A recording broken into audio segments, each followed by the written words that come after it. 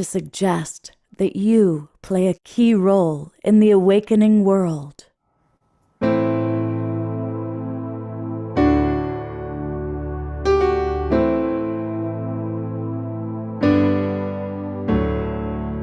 And that you are watching this because you have heard the call.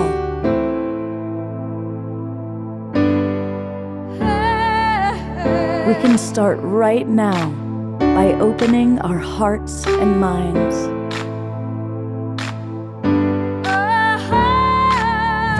Welcome to the awakening world.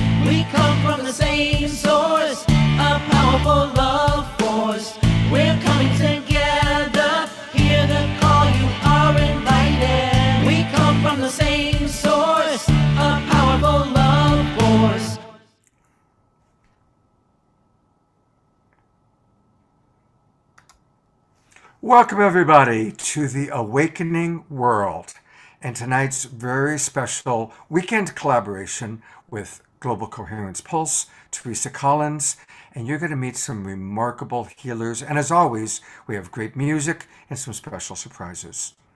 I want to welcome everybody who's watching on Facebook or on the YouTube channels, and I want to extend a special invitation. Come on into our Zoom room. In the Zoom room, you can chat. And we've got some amazing presenters that you may even have a chance to chat with. And it's easier for us to take questions, comments, and kind of connect. We're building a beautiful, beautiful community of the Global Peace Tribe. We've been doing these shows for almost 2 years now.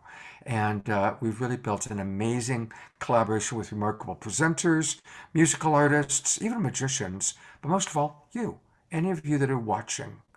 We all are imaginal cells finding each other, creating the butterfly that's going to be the new paradigm growing out of the old dying caterpillar, the old paradigm.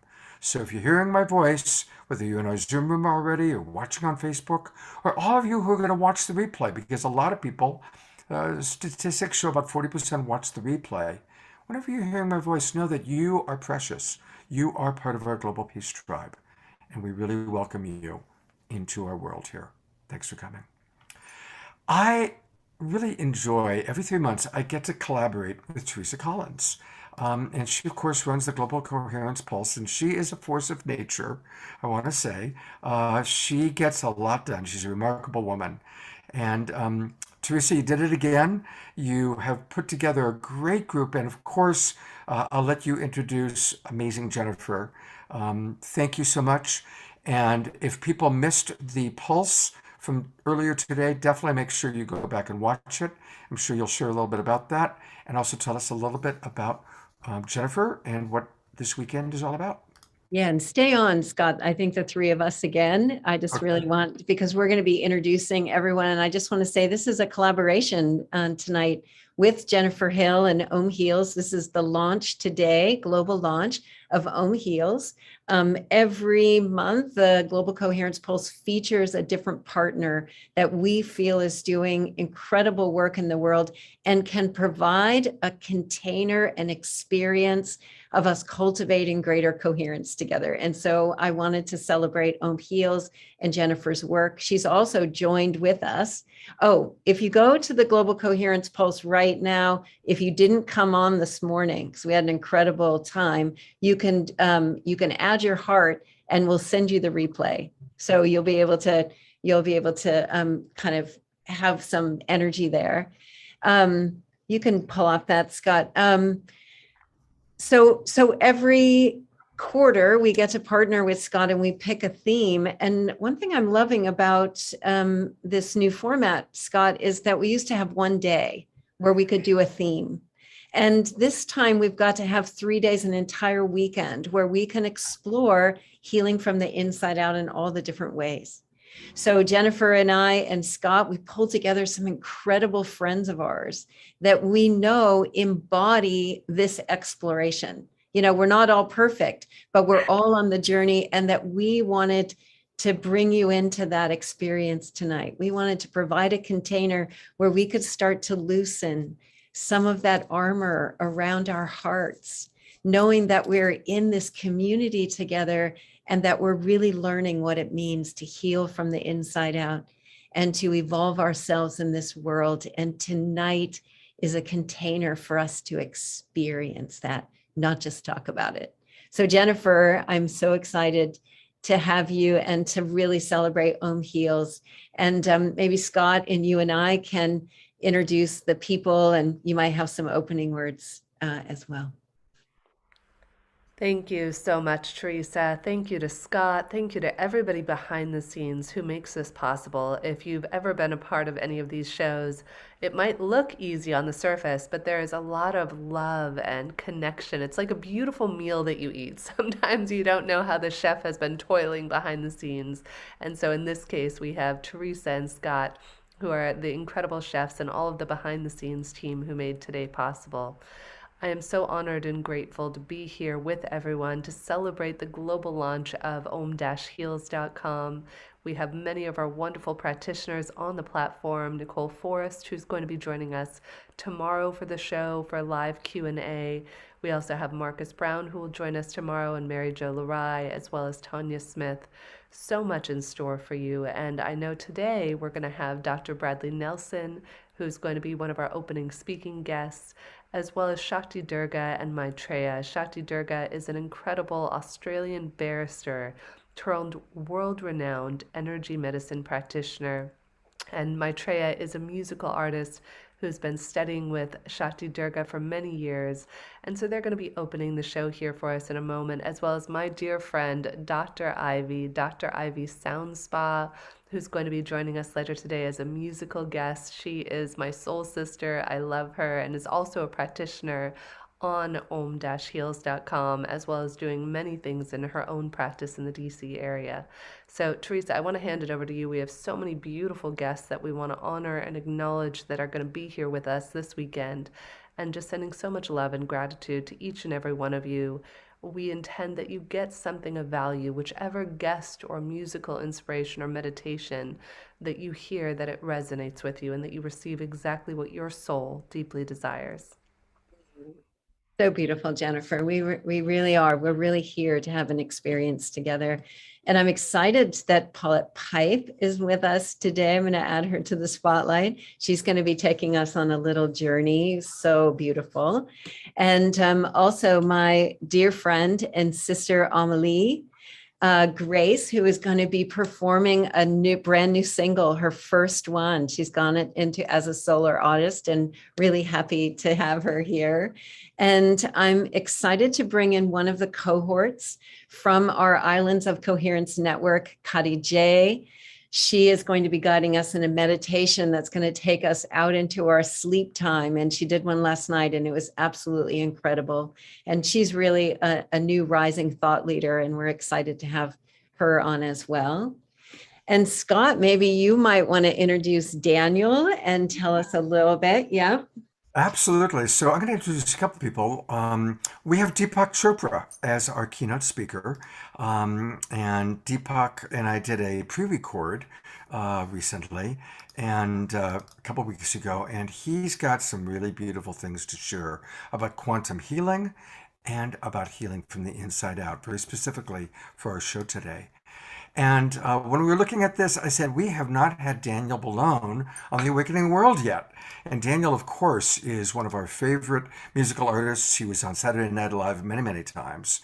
And for anybody who doesn't know Daniel, he's got a wonderful, wonderful background. He really combines several different musical forms, which is perfect for kind of the multi-denominational nature of the Global Peace Tribe. He's a spiritual teacher and a mantra singer, and he's transformed the lives of thousands across the world. So we're looking forward to hearing Daniel's wonderful music.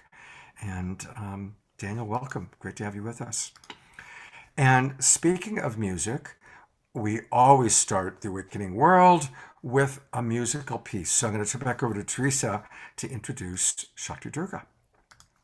We had Shakti Durga and Maitreya on this morning for our pulse. She was our featured partner, and boy, from the moment that they came on in our pre-show and throughout, we just created this incredible wave of love. And we thought that maybe they could open our show up kind of as our opening attunement so that we can really drop in together and bring their beautiful music and carry that blessing from this morning into this evening's event. So blessing, I'm so excited to have you both here.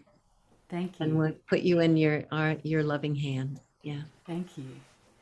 So just going into your heart, everybody, and just feeling the essence of who you be in this important center of consciousness. And just take a breath into your heart and just let go of your day and what might happen tomorrow, and just really being here now and sensing the uplifting energies of all of the other people who are here with us in this webinar today. All of the presenters, all of the participants. And whatever name you have for the infinite that is pure love, call on that now.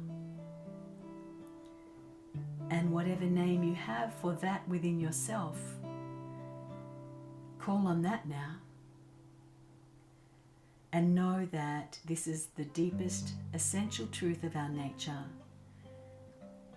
And if we can touch this place, we come into such unity and oneness, such peace and understanding. And so let's merge with each other in that place as we sing Om Mani Padme Hum, which is a mantra of heart.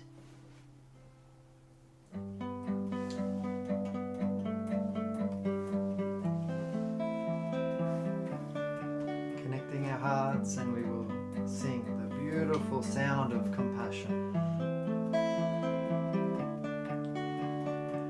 Om Mani Padme Om Mani Padme Om Mani Padme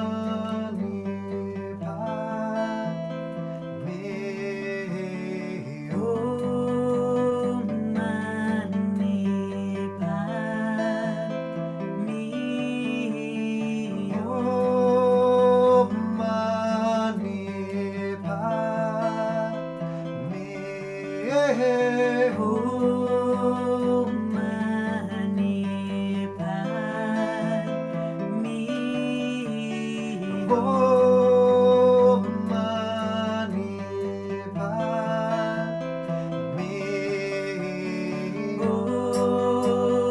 Mani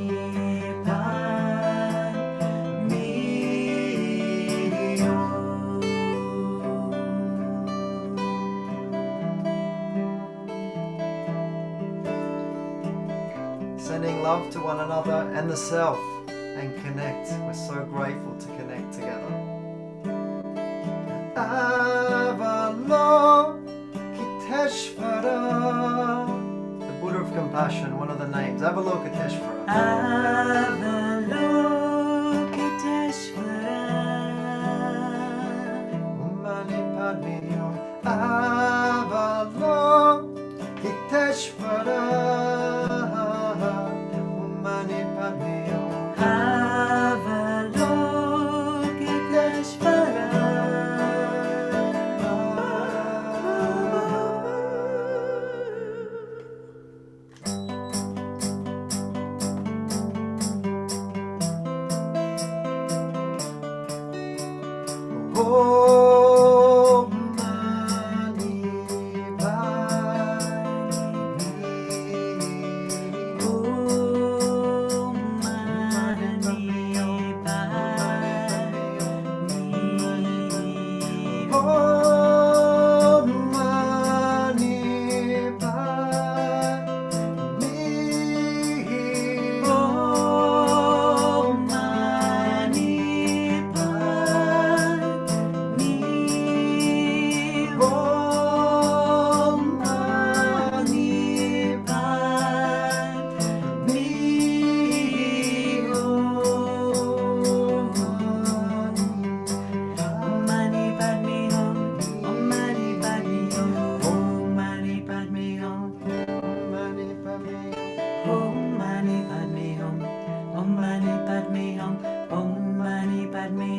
together. Om Mani Padme Hum. Connect. Om Mani Padme Hum. Om Mani Padme Your great heart. Om Mani Padme Hum. Open. Om Mani Padme Hum. Om Mani Padme You are Hum. safe. Om Mani Padme Hum.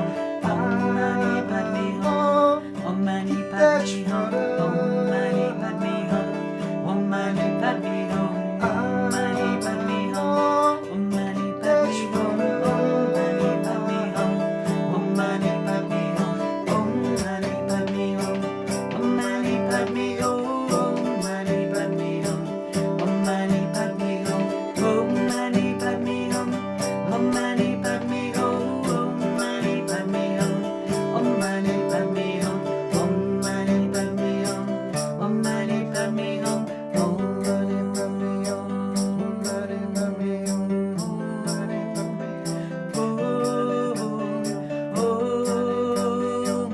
Padme Hum.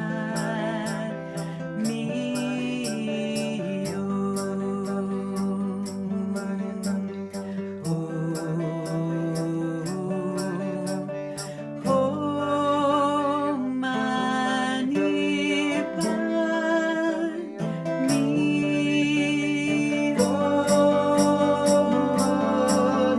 Padme Hum.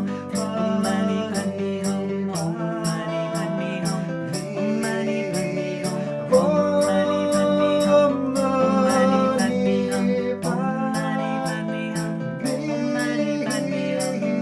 Mani Padme Hum.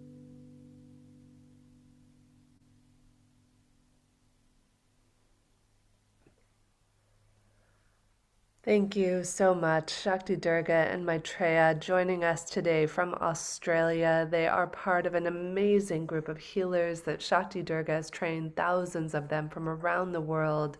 Maitreya's music, if you missed earlier, you need to go on his website. He has such beautiful music from he and his wife, and they're about to do a tour in the United States for the first time in 2 years. So please do check them out. They do incredible work, and I love to listen to the songs when I did my energy healing session with him over and over. As we all just experience, it's a deeply, profoundly healing experience. And of course, Shakti Durga has her own website, shaktidurga.com. It is under construction, so if you have any problem logging in today, know it will be back up in the next day or so. And there's also another website that I'm not sure if we have handy called thewbi.org. Again, it's thewbi.org, which is the Wellbeing Initiative. And it's an incredible program that Shakti Durga created that's donation-based, so that, you know, if you have somebody you love in your life who cannot afford an energy healing session, they can apply for a scholarship. And I know it's tremendously helped loved ones of mine who can't afford energy healing. You can apply there or donate if you're somebody who already has an abundance. I know one of my favorite gifts that I've given over the years, which is part of what led me to create Om Heals, is to give the gift of energy healing sessions to those who you know need it. So thank you so much, Shakti Durga and Maitreya. So much love for you. But Sada! I just saw Sada was hanging out here. Yes, This is Maitreya's Sada. wife, Sada. Yeah. Sada is an incredible musician herself. She is a healer on our Om Heals platform, as well as Maitreya, and she is just a beautiful soul inside and out. We love you so much, Sada. Thank you so much. Lots of love to you all. Thank you guys for being with us this morning and bringing so much love and coming back tonight. Thank you. Thank you for having us. It's going to be an awesome program again. We look forward to future collaborations. And Teresa, did you want to say anything before we go into and thank you again? Yeah, you go. You take it away. Yeah. Beautiful. Well, thank you so much to each and every one of you who is here with us as we continue this weekend of a 360-degree look of what healing from the inside out means. We have up with us next best-selling author of the book, The Emotion Code, Dr. Bradley Nelson. Speaking of healers who have been trained around the world, feels like you can't throw a stone and not hit somebody who's an emotion code healer and trainer. It's a beautiful book. I remember as soon as I did my first interview with Dr. Brad last year, I ran out and read the book cover to cover. So, Dr. Bradley Nelson, what a pleasure to have you here with us today for this incredible show of healing from the inside out. Well, thank you so much, Jennifer. It really is an honor for me to be here with all of you. And I'm so excited to be here with you too. It's a beautiful thing that you're doing. And it's a movement that I just hope continues to spread and fills the world. We're living in such an interesting time, aren't we? with these forces that are kind of battling it out, but we know how it turns out in the end. The light prevails, right? So it's exciting. Thank you so much. So, Dr. Brad, in case people are not familiar with the emotion code, could you take us through a little bit about what the emotion code is about? And I remember in the show we did, you kind of gave me the example of the sway test, which I share with unwitting strangers. I was like, I learned the coolest thing from Dr. Bradley Nelson, because we don't realize our body's innate ability to heal itself. So talk to us a little bit about that, if you don't mind. Well, absolutely.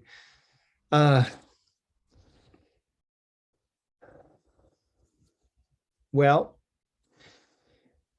our bodies are made of energy, right? And it's something that's that we know is true, but that we have a little bit of a hard time wrapping our heads around because we're so much in the physical world, so many of us, so much of the time. But if you look at your hand, you know that your hand is solid. It makes a nice thunk sound when you slap it down on the desk. But if you were to put your hand under a big enough microscope and continue to zoom in and zoom in and zoom in at about 850,000 times magnification, you might be looking at a strand of DNA. And if you continue magnifying that at about 1 million times magnification or more, eventually you're looking at that basic building block of everything, the atom. And if you look inside there, there's really nothing in there. It's all just energy. And so when you're feeling an intense emotion, sometimes that emotional energy can be a little bit too much for you to process. And so the energy of that emotion can remain behind in the body. And we call that a trapped emotion. It's a little ball of energy from about the size of a baseball to about the size of a softball or maybe a small melon. And these inhabit our bodies and they distort the normal energy field of the body. And when you distort the normal energy field of the body, you're distorting ultimately the tissues that those energies make up, and you're interfering with the flow of meridian energy and the chi, and you're interfering with the blood flow and the lymph flow to some degree. And so what happens is, because of that interference, and these energies can lodge anywhere in the body, because of that interference that they cause, they are the single biggest cause of physical pain on the planet. And we've proven this over and over and over for many, many years now, all over the world. Doesn't matter where you are in the world, emotional baggage is the biggest factor. 90% of all the physical pain that people have is due to their emotional baggage. So if you think about this right now, undoubtedly out of the many, many people that are on the show right now, quite a few of them probably have some kind of physical pain. And in the vast majority of those cases, that physical pain is the subconscious mind trying to tell you that you're still carrying some baggage from your divorce, or when you were abused as a child, or from those difficult things that you've lived through. And so it's so fascinating because physical pain is just the easiest symptom, the most common symptom, I think. It's like a check engine light in your car. If the check engine light comes on in your car, you know you need to see a mechanic. And the body has lots of different kinds of check engine lights. The most common one is pain, but there are other ones as well. Sometimes there's disease that happens to us. Sometimes we deal with depression or anxiety or phobias or panic attacks or PTSD or eating disorders or other kinds of self-sabotage, or we can't conceive a child, or we have asthma or some kind of digestive problem or some other kind of physical, mental, or emotional problem going on. And the first place to look is emotional baggage, because about 80% of the time when you find the emotional baggage that is the underlying cause of these mental, emotional, and physical symptoms, the symptoms seem to go away. Now, we don't promote the emotion code as a cure for anything, but what we believe is that emotional baggage is the single biggest underlying common denominator for all of the symptoms that we suffer from. And so it's all about unconditional love, and it's all about clearing our energy fields, right? When we come into this world, by and large, we have this pure, pristine, clear energy field. And then things start happening to us. Life starts happening. Welcome to planet Earth, right? And we start developing these little trapped emotions, these little balls of dark energy in our bodies. And so by the time we get to be 40 years old or a little older, we might have quite a lot of these. And so rather than being a nice, clear, clean, pristine energy field, what we have is it's an energy field that's full of all these dark clouds. It's like there's a storm going on, a storm front's going through, and it's stuck in our bodies. So as we start to get rid of this emotional baggage, it's essentially removing these little dark areas of energy in our bodies. And at a certain point, many people have said that they feel like they're stepping out of this old skin they've been walking around in. And you see, our emotional baggage distorts who we are supposed to be. And by getting rid of enough of that baggage, we get back to who we are capable of being and who we really are intended to be.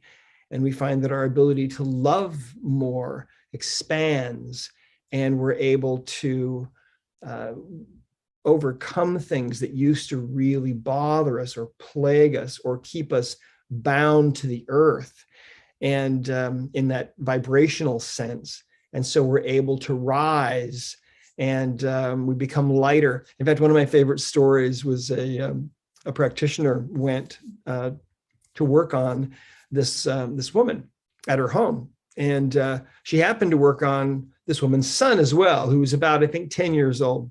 And after she got done working on him, he bolted out of the room. And they were looking at each other, wondering where he went. And about a minute or so later, he came back in with this puzzled look on his face. And his mother said, "Are you okay? What's going on?" And he said, "Well," he said, "I weighed myself this morning on the scale, and I know exactly how much I weighed then." And he said, "I know that I'm lighter now. I have to be at least 10 pounds lighter, but I weigh the same. I don't understand." And so feeling lighter is one of those side effects of getting rid of that baggage. So beautiful, Dr. Nelson. And we have actually a question in the chat from Karima asking, how do we get rid of emotional baggage? And I'm going to ask a precursor question to that, if you don't mind.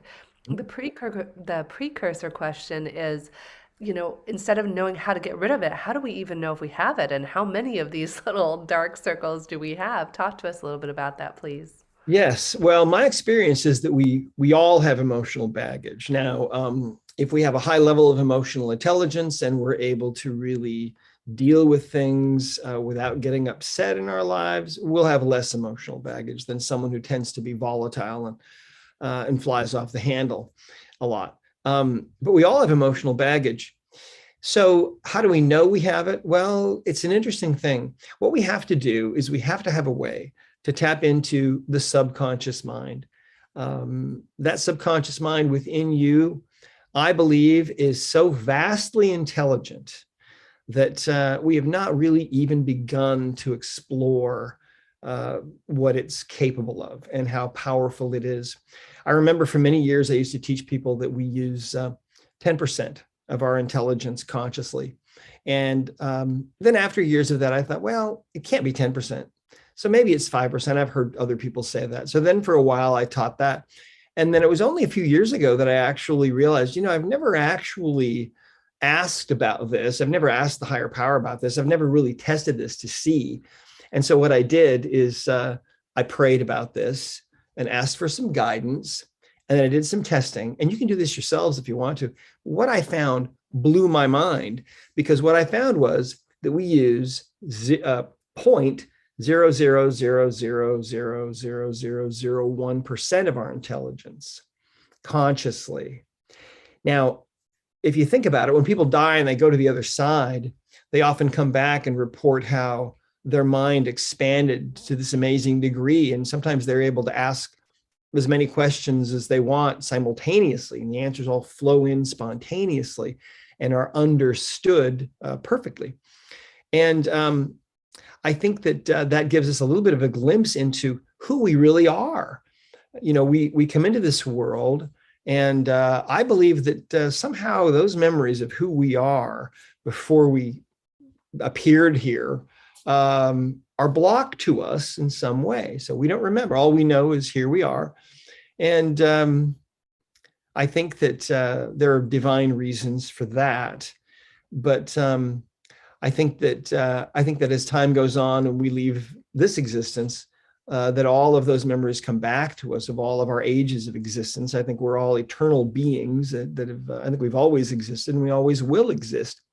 So it's fascinating to think about. Well, we have to tap into that subconscious mind because it remembers. It's like a holographic archiving computer. It knows the history of every cell in your body. And you've got about 37 trillion of those. And they say that every cell is equivalent in complexity to a full-size aircraft carrier with jets on the ramp with their engines spooled up, ready to take off, and thousands of people working at all their individual jobs. That's a single cell, 37 trillion of those. And the subconscious mind, your subconscious mind, knows the history of every single cell in your body. It knows exactly what you need to be well. It knows exactly what emotional baggage you have. It knows exactly what that baggage is doing to you. It knows if you're diagnosed with cancer. It knows exactly why you're manifesting that. It knows that if you are having a hard time manifesting love in your life, your subconscious mind knows what the blocks are. So how do we tap into the subconscious mind? Well, the easiest way to do it, one of the ways that we teach, and the first method that you learn in the emotion code book is called the sway test. So I can walk you through that right now if you'd like. Please. Yes. Dr. Brad, we'd love that. Okay, awesome. So so here's what you do. Now, if it's possible for you there, as you're watching, just stand up if you can. If you can't stand, you can just sit right on the edge of your chair. And it works better if you're standing. Now, if you're driving, just do this later, okay? We don't want you to have an accident. So just stand there, close your eyes, drop your hands down by your sides. Take a breath. Let that breath out. And as you stand there and attempt to stand still, you'll notice there's a little bit of movement going on. It's impossible really to stand perfectly still. Even at Buckingham Palace, those guards, if you look at them very closely, there's a little bit of movement going on, and that's normal. That's just your postural muscles working to keep you standing upright. But now, what I'd like to share with you is that they've done studies and they found that plants, of course, we know that plants will grow towards light coming in from a window. They'll also grow towards beautiful sounds coming out of a speaker, like lullabies and classical music and so on. They've also found that plants will grow away from sound that's coming out of a speaker that is grating or annoying sounds, certain kinds of really intense music. The plants will grow away from that. Now, the human body has the same capability. It will respond to positive or negative input. Now, the easiest way to tap into the subconscious mind is to use this little method called the sway test. So as you're standing there, very relaxed with your hands down by your sides, let's first of all think about something that we hear every day, unfortunately, on this planet, something that before long is going to end, I believe, forever on this planet, but it's still going on right now. And that thing is called war. Now, we've all heard that word. There have been wars going on. There are wars going on right now all over the planet. And there have been for thousands of years. Now, what I'd like you to think about, though, for a moment is I'd like you to think about what really goes on. Rather than just hearing the word and letting it go by, think for a moment about what's really going on. What does that word really mean? What are people doing to other people when war is happening? If you were trying to describe what we do here in this world, okay, to someone from another world where war doesn't exist, what would you tell them? Now, as you're thinking about this, this idea about war and what really goes on, at a certain point, your subconscious mind, if you stay focused, at a certain point, your subconscious mind will start to move you away from that thought of war. You'll start to sway backward. And that's your subconscious mind trying to move you away from that thought.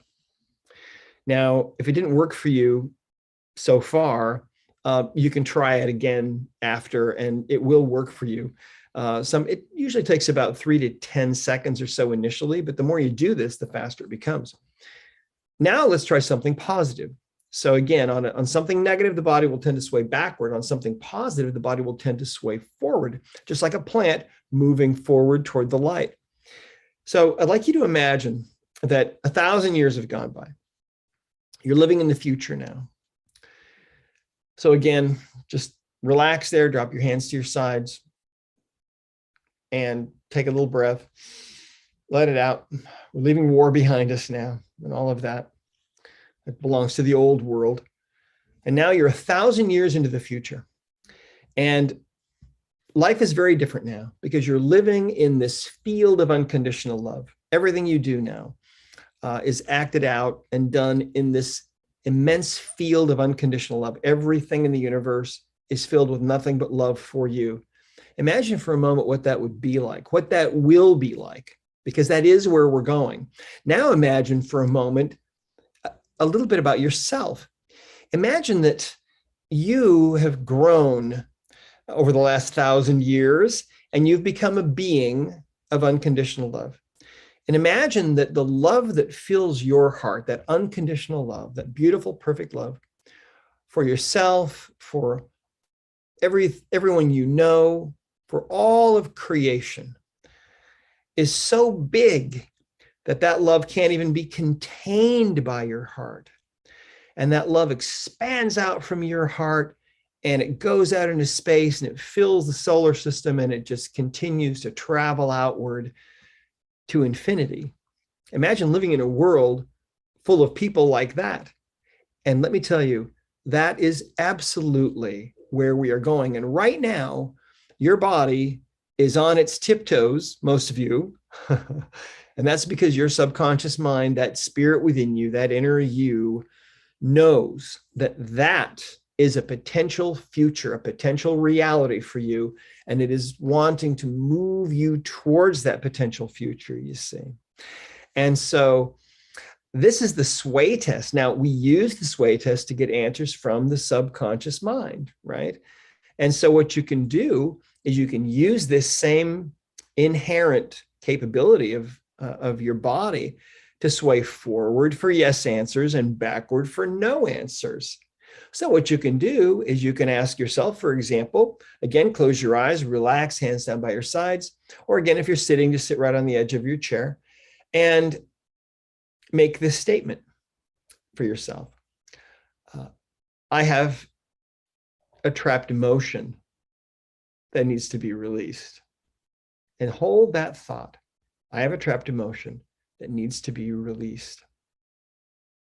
I have a trapped emotion that needs to be released. Now, your body will most likely sway forward on that statement. And that's your subconscious mind just telling you, yes, that is true. Thank you for asking, right? Because most of the time we don't ask the subconscious mind anything. Now, if you didn't go forward on that one, you may have a wall that's been put up around your heart. And that's a wall of emotions that was probably put up when you were going through something difficult and you felt like you were really deeply grieved or really deeply hurt and you felt like your heart maybe was going to break. And that's a physical sensation where there's pressure on your chest, pressure on your heart. You can feel like you're choking or like you can't breathe. And most of us have experienced that. If you go through that more than once or twice, the subconscious mind will build a wall to protect your heart. And it's a great short-term measure. Long-term, it's not good. because it interferes with your ability to give and receive love and to really manifest that perfect blueprint that's in your heart of the life that you're capable of creating and manifesting in the world. 93% of people have this phenomenon, this heart wall phenomenon. So one more question that you can ask is, do I have a heart wall? In other words, that energy field, that field that is made of all those emotional layers, those negative emotions wrapped around your heart. Ask that question, pose that question to your subconscious mind. Do I have a heart wall? Do I have a heart wall? Do I have a heart wall? And see what shows up. And if your body sways forward on that one, then it means that at some point your heart was going to break and your subconscious mind tried to protect your heart. But that is handicapping you right now from creating the love that you're capable of creating. It's interfering with your ability to connect with higher power, with other people. And it's interfering with your ability to really manifest what you're capable of. So there's a short version, and hopefully that was interesting for you guys, for all of you. Thank you so much, Dr. Brad. Everybody is blowing up the chat saying, wow, I fell forward. And I was actually doing it with you in my chair here. And I remember being astounded the first time you and I did this together. It really is very deep and very profound, which is why I highly recommend that people check out your book, The Emotion Code. Before we go to the next segment, Dr. Brad, are there any other closing thoughts or maybe anything I didn't get a chance to ask you that you'd love to leave our listeners and viewers with? Well, we're just living in such a fascinating, such an interesting time, aren't we? And we have these tools now. The whole purpose of my life and my coming into this world at this time is to bring into the world these amazingly simple yet incredibly powerful healing methods. And the emotion code is one of those. And it's so simple, it's so easy. Children can learn how to do it and are doing it successfully all over the world. But you really do want to try this.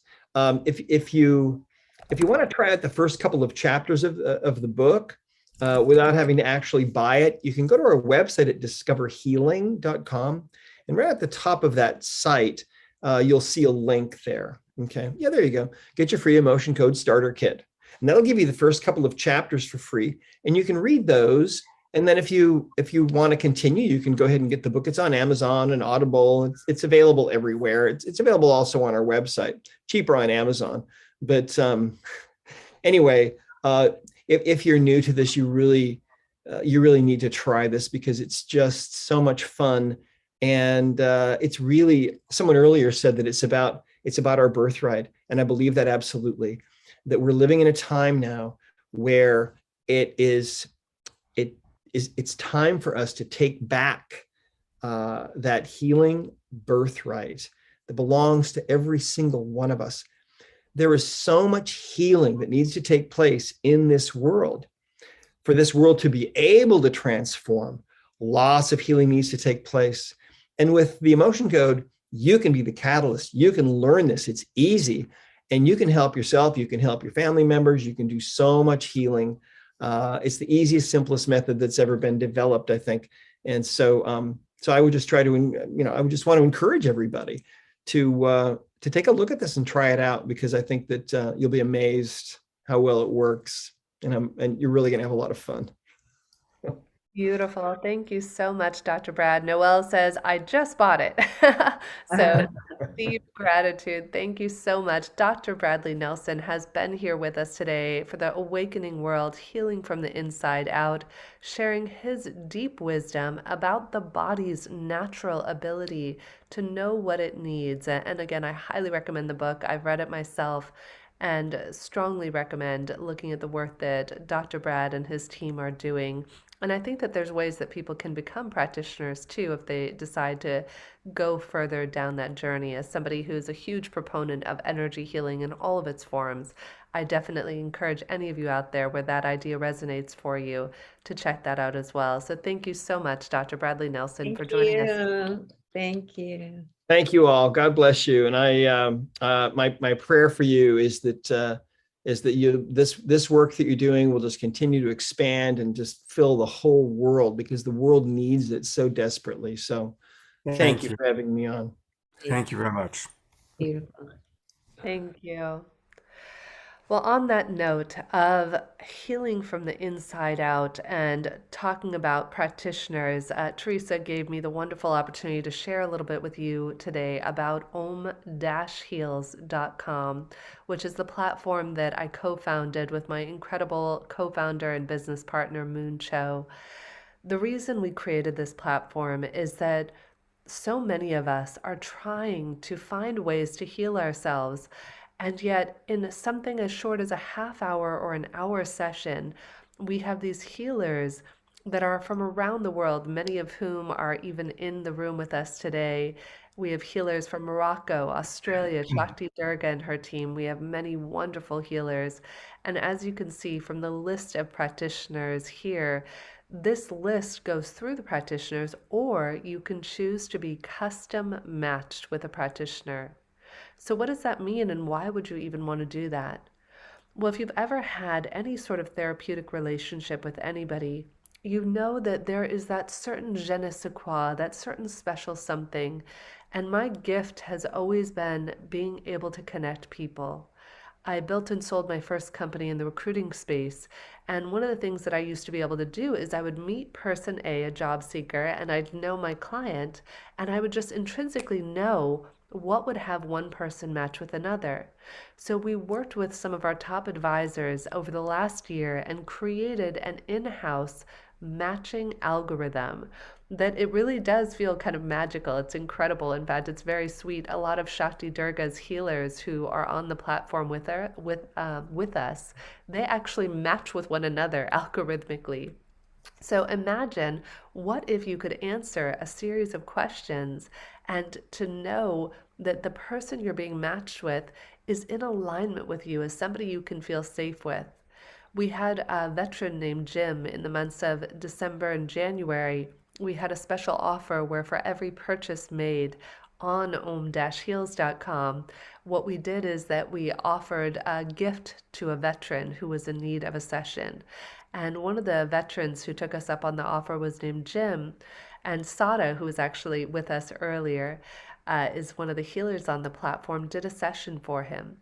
And he said, Jen, I want you to know that I've been in therapy for 30 years for anger management, anxiety, stress, PTSD. And he said the 1 hour session with Sada was so deep and profound and healing that it made more of a difference in 1 hour than the 30 years of therapy he had been doing. So why does this matter? Energy medicine. I remember thinking this was the craziest idea about 10 or 15 years ago. I used to have an office on West Olympic Boulevard in Los Angeles, and I would go to this body talk doctor who is a healer on our platform now, and I would sit in her office and she would kind of tap my wrist, and I had no idea what she was doing, but it was helping me to heal my ailments. So fast forward to one day I'm in Cabo San Lucas, and it's day one of my vacation. Now, I don't know if you've ever had this experience, but I was feeling terribly ill that particular day. And I texted this healer named Jeannie, and I said, Jeannie, I don't really understand what you do to begin with, but I'm going to go out on a limb here and guess that maybe you can do this thing that I don't understand remotely. You see, I'm terribly ill. I'm not feeling well at all. And so I go to bed that night and I'm feeling miserable, resigned to the fact that I'm going to have an awful vacation. And the next day I wake up, it's 9:05 a.m. I look at my phone, I'm like, how do I feel so amazing? And in that moment, Jeannie texted me the notes from my session explaining to me I had picked up a parasite and some bacteria and that she had bounced me to it. And to this day, Jeannie is still one of my go-to healers. And actually, I wouldn't be able to be here with you today if it weren't for these incredible healers like Shakti Durga and Jeannie and all of the wonderful healers on the platform, because believe it or not, I actually just found out 2 days ago I am positive for COVID. So I remember I got the first test and, you're kind of scratching your head going, oh, maybe it's a false positive. But then I took the second and then the third professional test, and it turns out, yes, I am actually right here before you live with COVID. And so, thanks to the incredible work of the energy healers on the Global Coherence Pulse earlier, Teresa and Shakti Durga and everybody sent me the healing energy. And of course, it takes doing the internal work. This is something important that I want to relay to you. When you work with an energy healer, it's not just, oh, I'm going to feel better. Even when Jeannie helped me heal that time originally in Cabo, if I went out and went partying and drinking, and we were talking about this yesterday in the plant medicine panel, you're still not going to be healed. I spent 8 hours in prayer and meditation today to be able to be well enough to be here with you in conjunction with all of the beautiful and magical energy healers who I personally work with. And so I invite you, if energy healing is something that maybe speaks to you, maybe you're curious about it, please do email me if you have any questions. You can email me at jennifer@om-heals.com, and myself or my colleague Moon would be happy to answer any questions. And again, you can start to sort through and see, does it speak to you? Because when you find somebody who you can trust, ironically, in fact, several of my favorite energy healers I've worked with for many years, Jeannie included, even they match algorithmically with me. Now, if you inadvertently try to work with somebody, you might have a negative experience. Let's say that you go find somebody, and Shakti Durga, I think, mentioned this at some point during the weekend, that you need to be with somebody who is not going to judge you, somebody who is going to hold a beautiful sacred space, because it's really only in somebody reflecting back to you the wholeness that already exists and mirroring that wholeness, that's where you can step into that. And if you have, unfortunately, just like anything out there, just like there are good attorneys and bad attorneys, good doctors and bad doctors, there are energy practitioners out there who might not necessarily be good or bad, but they might not be the best fit for you. So be sure to do the due diligence that you need to do and to find the right energy healer who's going to match with what it is that you need the best. Thank you. I see all the prayers in there. If you guys see me sniffling, I'm trying not to sniffle on camera with everybody. I was just so emotionally raw earlier on the pulse that tears were streaming down my face, just trying to hold it together and not disappoint Teresa or Scott or whomever. And talk about emotions. It was so liberating just sharing with Teresa and with the team earlier on the pulse that, hey guys, I'm doing the best I can, and yet I'm still having symptoms. And the beautiful thing is, our symptoms don't define us. The more we do the internal work, the more we pray, we meditate, we talk to our own bodies. I've been talking to my sinuses all day and my throat. I woke up with a sore throat and could barely swallow. And I even like to lovingly put my left hand on whatever part of my body needs healing and just ask it, what do you need? How can I honor you? Because we're really the only ones who know the best of what we need for our healing. And when we work in conjunction with emotion code, or what Deepak's going to talk to us about later, that's how we can really connect to the essence of our healing. So get to know yourself, get to know your body, and in doing so, that's where we can connect to the perfect health and wholeness in each and every one of us. That's Sorry. so beautiful, Jennifer. And I just want to, I know all of us would like to actually take a moment to send you some healing energy. When you birth a big project like this, I mean, the global launch of Om Heals and everything that's required to get there, it really takes a lot. And oftentimes, right in that doorway, some part of us has to finally let go and let ourselves be loved and nourished and filled back up for all that we've done. And so right now, we would love to do that for you. And just like let you know through the frequency of the energy that we're sending out, how much we appreciate, how much you love us all. And how much you're dedicated to making sure that everyone has access to the kind of tools and resources and people that can help us heal from the inside out.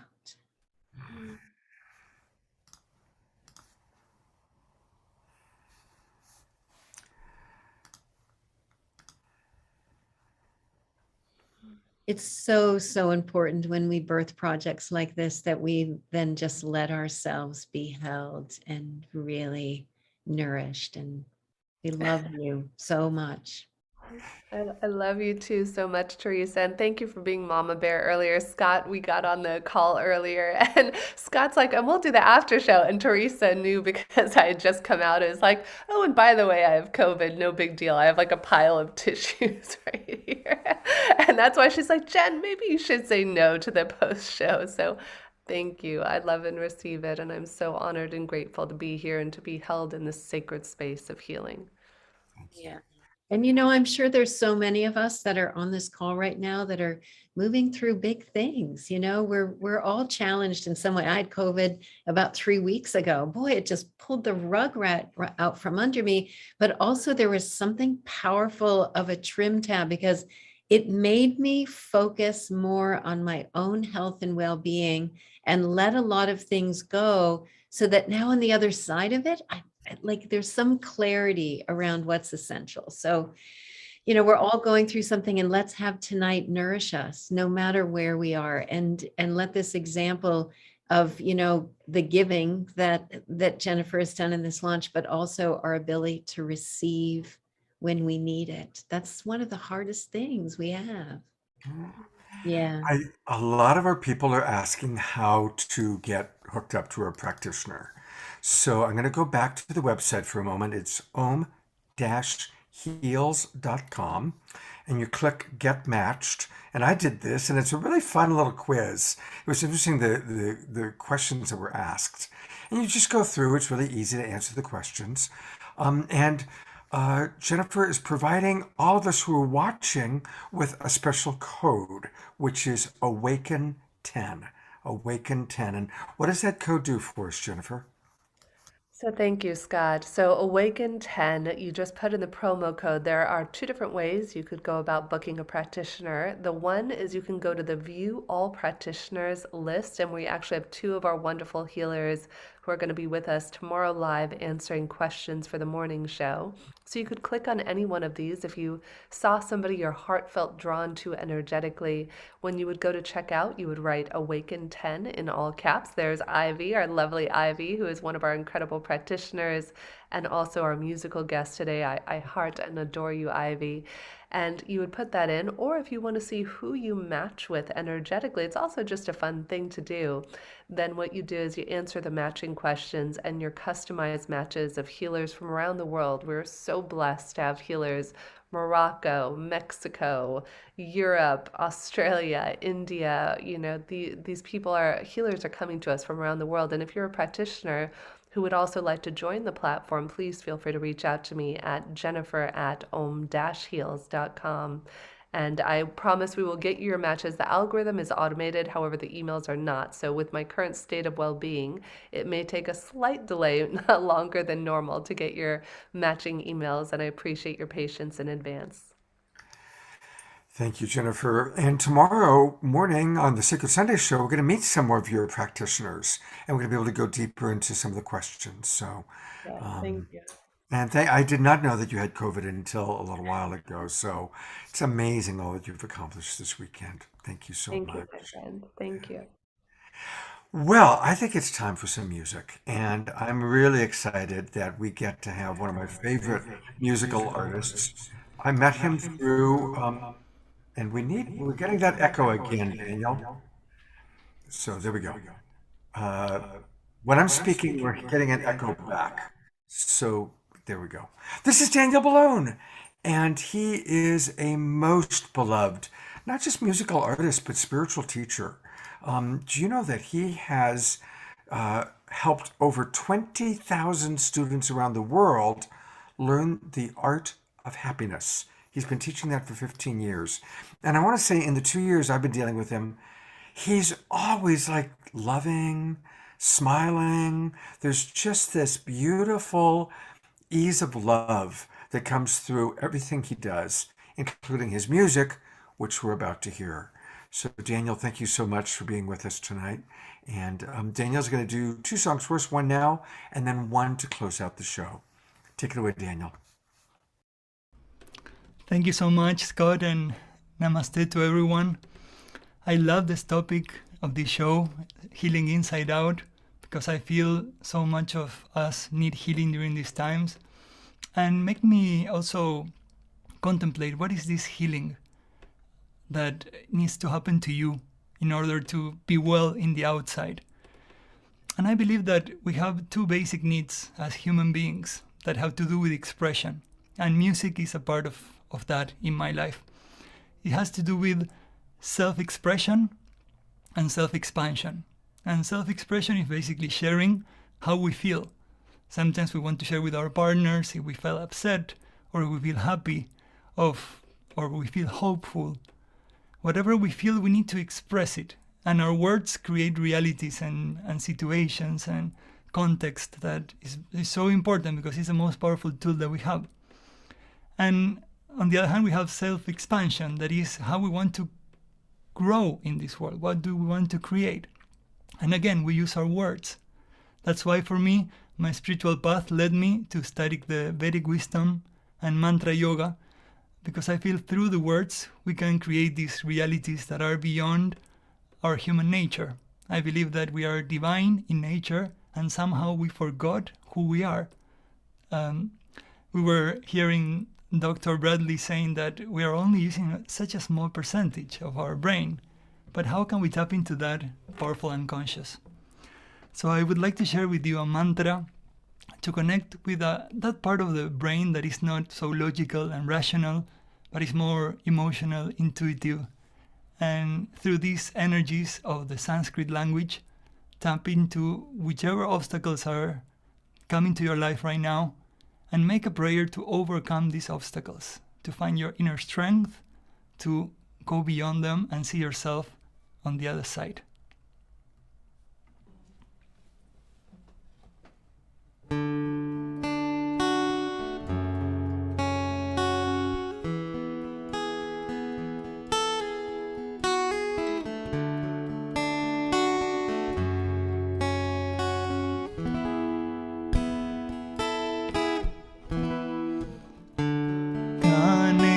Sharanam, Sharanam Ganesha, Ganesha Sharanam,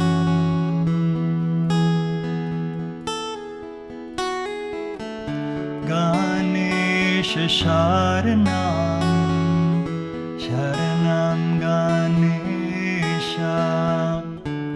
Ganesha Sharanam.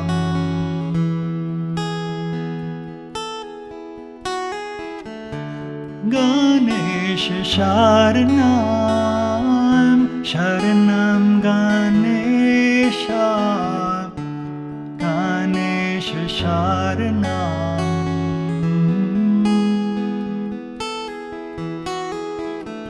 Ganesha Sharanam, Sharanam Ganesha, Ganesha Sharanam.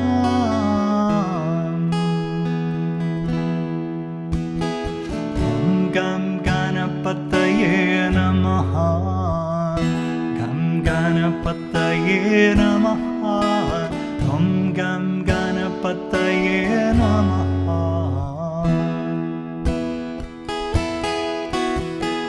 Om Gam Ganapataye Namaha, Gam Ganapataye Namaha, Om Gam Ganapataye Namaha.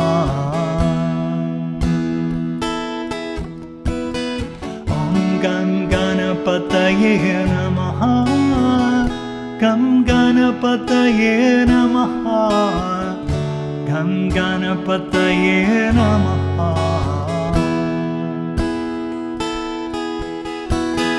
Om Gam Ganapataye Namaha, Gam Ganapataye Namaha, Gam Ganapataye Namaha.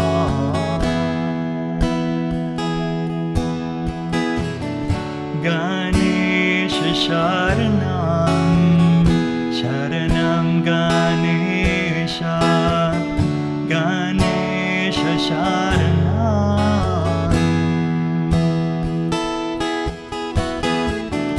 Ganesha Sharanam, Sharanam Ganesha, Ganesha Sharanam.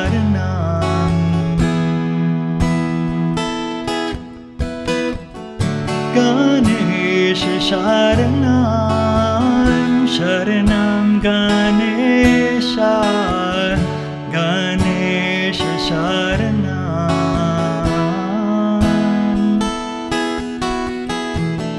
Ganesh Sharanam Sharanam Ganesha Ganesh Sharanam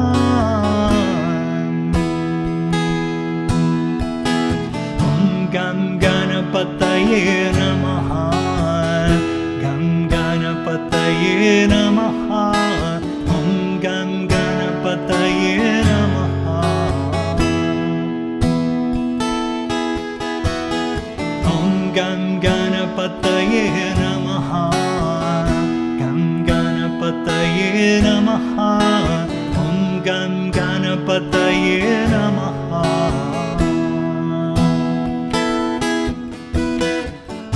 Gam Ganapataye Namaha Gam Ganapataye Namaha Gam Ganapataye Namaha Om Gam Ganapataye Namaha Gam Ganapataye Namaha Gam Ganapataye Namaha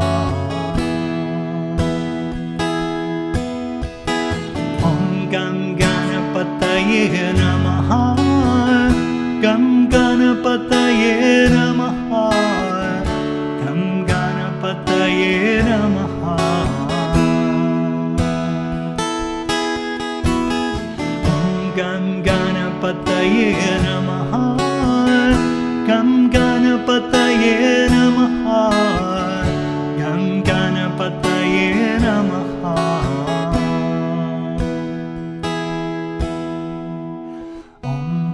Ganapataye Namaha Om Gam Ganapataye Namaha Om Gam Ganapataye Namaha Om Gam Ganapataye Namaha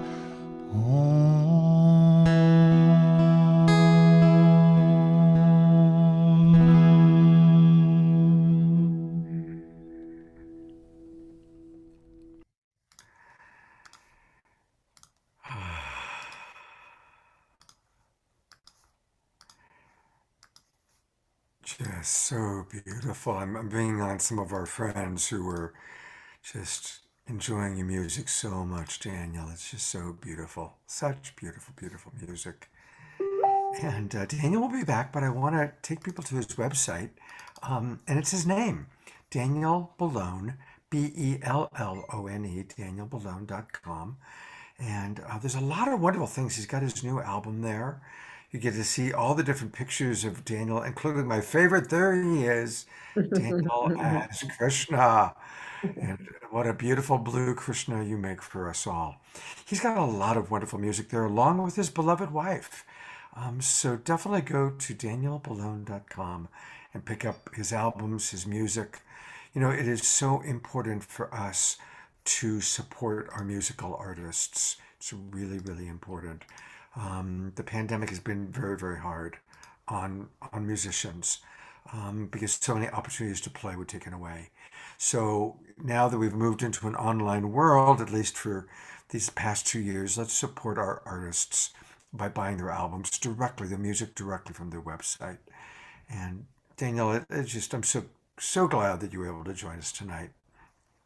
Thank you so much, Scott, for having me. It's a blessing for me to be able to share something that is positive and uplifting with the world right now. So thank you so much for having me. I'm looking forward for the rest of the show. Great. And we'll see you in a little while for your second number. Thank you so much. Absolutely. Thanks.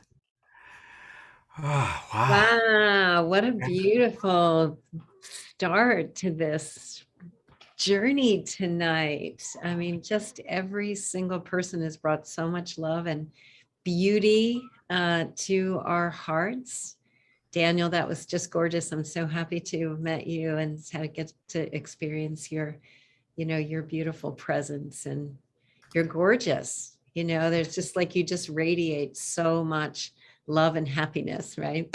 So I love that that's what you're sharing with the world. Thank you so much. Thank you so much. My Yeah. pleasure. I think that was a beautiful lead in to our next guest, Paulette Pipe, who's going to take us on a little journey into the pink. And I love that Daniel was pink and now you're pink. There's this pink thing going on. That was a perfect setup. And I just want to say, Reverend Paulette Pipe is a meditation teacher, a podcast host, professional sacred space holder, a retreat facilitator, an ordained minister. And she has this distinct and mesmerizing voice and a reputation for leading powerful, heartfelt meditations. And we are going to experience one right now with you. And I'm so grateful that you said yes and that you bring the magic of your presence into this experience tonight. For all that are listening live and to the recording, we're in your hands, my dear Paulette. Take us on a journey. Thank you so much. It's my joy to be here with everyone. And I hope you're feeling in the pink. And that's the meditation that we're going into today. When I heard about this topic, this theme of healing from the inside out, and I was meditating and reflecting on what we could do to be in keeping with that theme, I brought back to mind an article that I had read, or a passage from an article that I had read, excuse me, that was discussing in a paper published by the College of American Pathologists, and it was called Human Colors, the Rainbow Garden of Pathology, What Gives Normal and Pathological Tissues Their Color. And basically it's this idea, you know, like when you have a test done, you have your organs done, and if they're healthy, they look pinkish in hue. Well, that's what this is referring to. And it was talking about oxygenated blood circulates throughout tissues, giving all organs a pink-red hue. More strikingly observed in the skin, retina, the fresh grey matter of the brain, the red nucleus of the midbrain, the spleen, the placenta, and other organs in the body. So we're going to go through a body meditation from the inside out, literally from our organs out. So that's where we're going right now. And then there's that idiom, that term, in the pink, which refers to when you're at your peak condition of health and well-being. So that's what we're affirming and knowing and visualizing for ourselves in this meditation. So get comfortable as I set up the music that goes with our meditation today.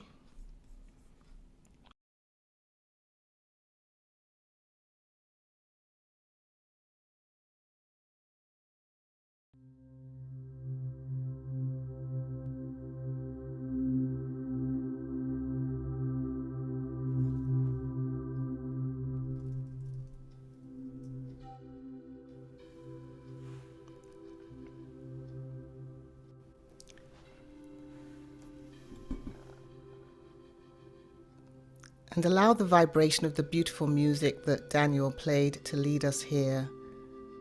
Feel it reverberating through your cells, through your body. As you make any micro adjustments that you need to make to become comfortable and present-minded in this moment.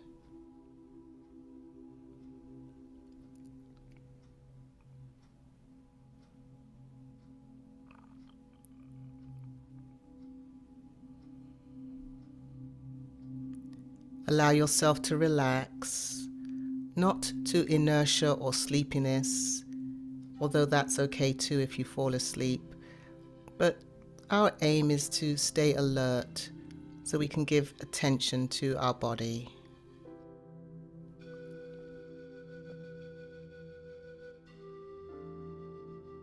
Let your shoulders drip down from your ears. Unfurrow your brow, soften your forehead, and feel all of your face soften and relax. The corners of your eyes, your eyebrows, your cheekbones and jawline, your chin,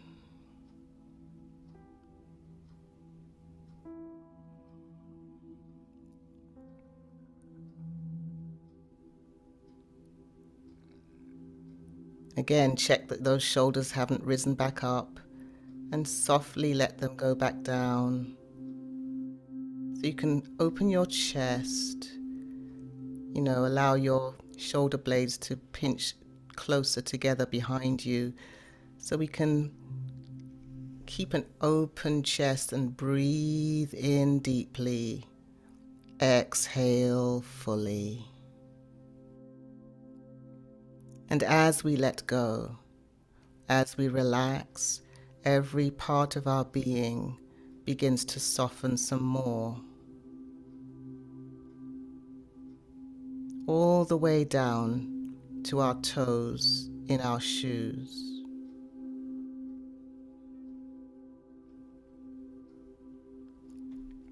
And perhaps you're feeling unwell, you have some discomfort or symptoms.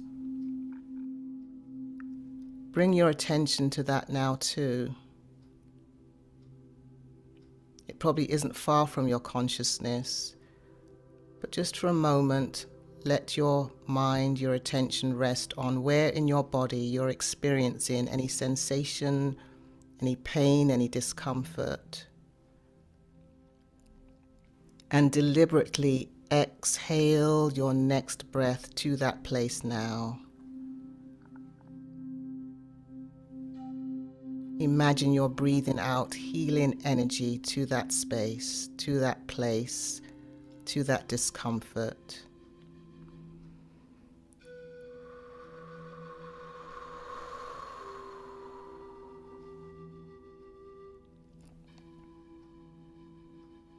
And now bring your attention to your heart space.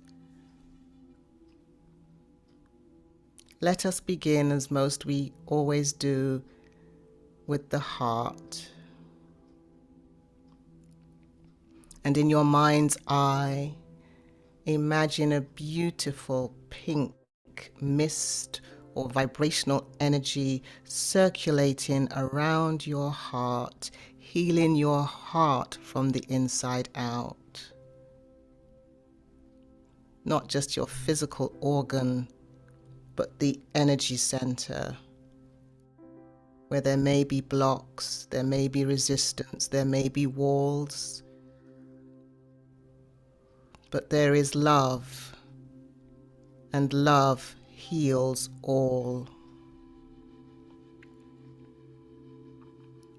And allow these words to be the truth of your own intention that I speak on behalf to our hearts.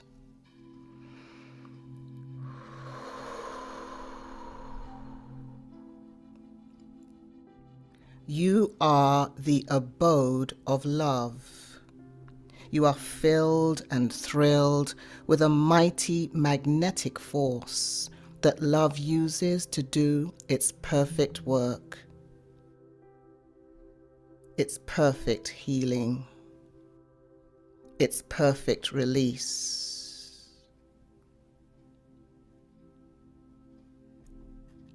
You are powerful and active as you do your work in the body temple, and only goodness and purity flow through and from you now.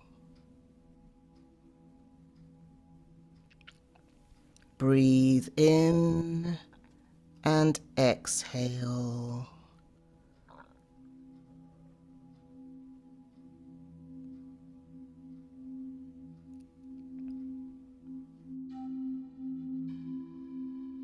Imagine that pink mist, that pink colored vibration expanding out now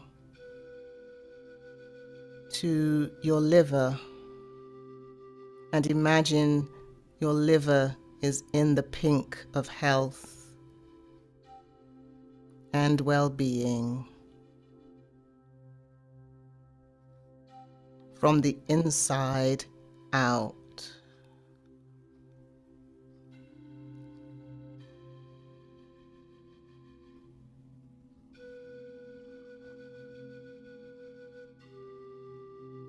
And now bring your attention to your stomach and all your intestines and your digestive system. And imagine that pink vibration, beautiful, glistening light, energy radiating to your digestive system and your stomach, imbuing it with healing light from the inside out, until every part of your digestive system and your stomach is aglow, is in the pink of health.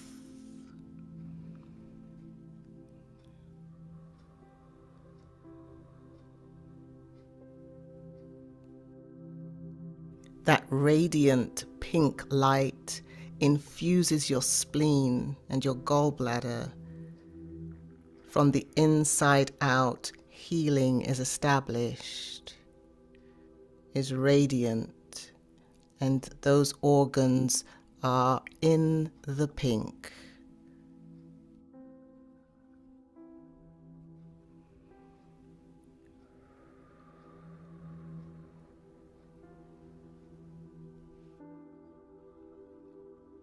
And now bring your attention to your back and imagine in your mind's eye that this radiant pink energy, this fusion of light and vibration moves to your kidneys.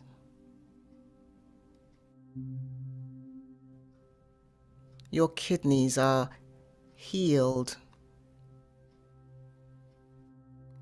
vibrating this radiant pink hue from the inside out.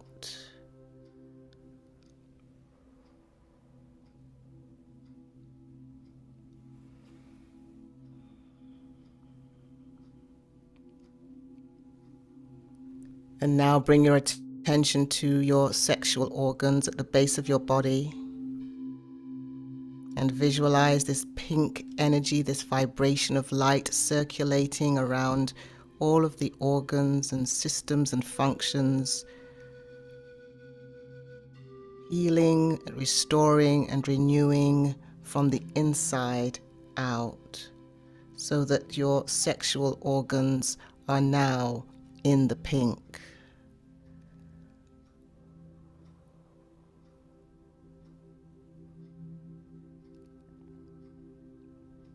Your bladder is now encased in this beautiful energy, this pink healing light, radiating health and well-being from the inside out. It too is in the pink of health.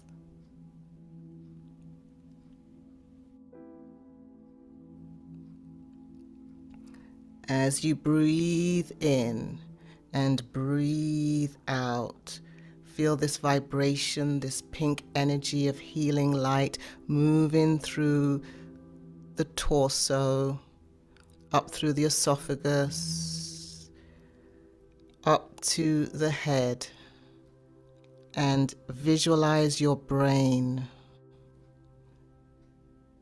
in the pink, clear, functioning with pure healing energy and light. It too is in the pink, as all aspects of the brain radiate well-being from the inside out.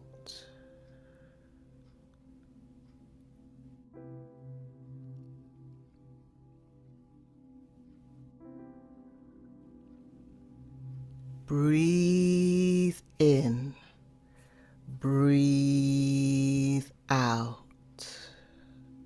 Relax a little more deeply.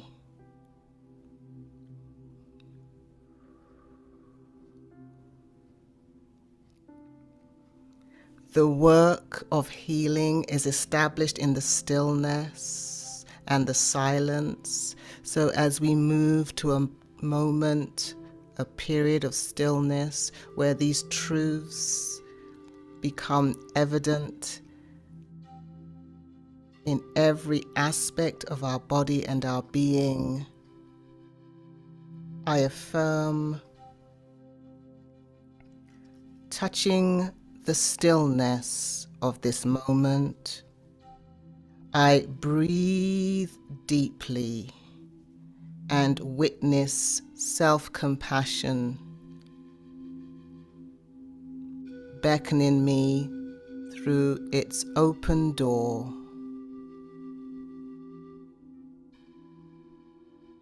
Self-compassion ushering me through its open door, and love is on the other side, beckoning me forth to a place of peace and stillness where perfect health, perfect well-being resides. I now step across the threshold into this pink energy of love light and rest and breathe in the stillness of this moment.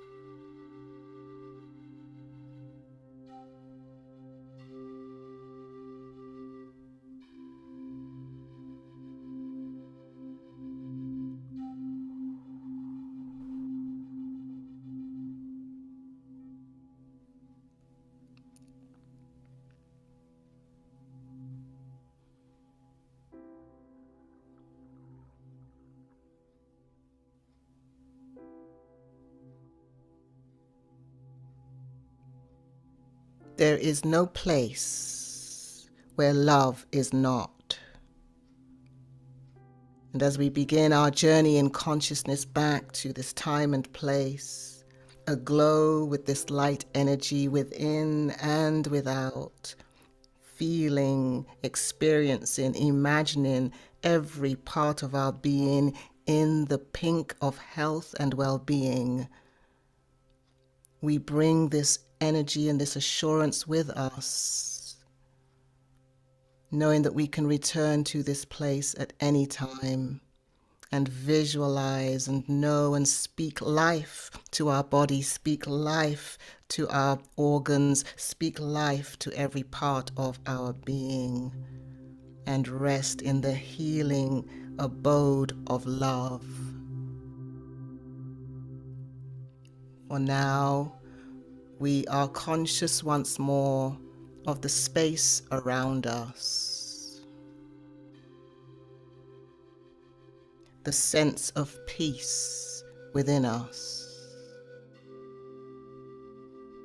the clothing on us, and the breath flowing through us.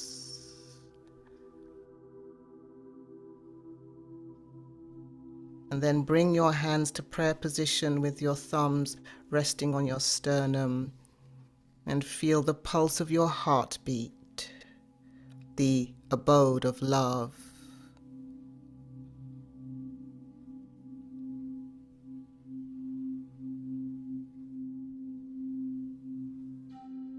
From that place of well-being that is in the pink in me, to that place of well-being that is in the pink in you, I now bow.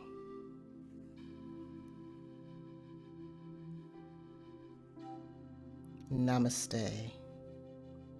blessed be. Thank you.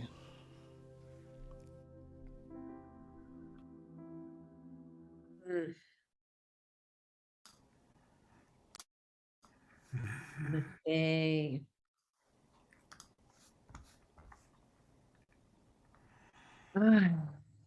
Take a minute before we put words here.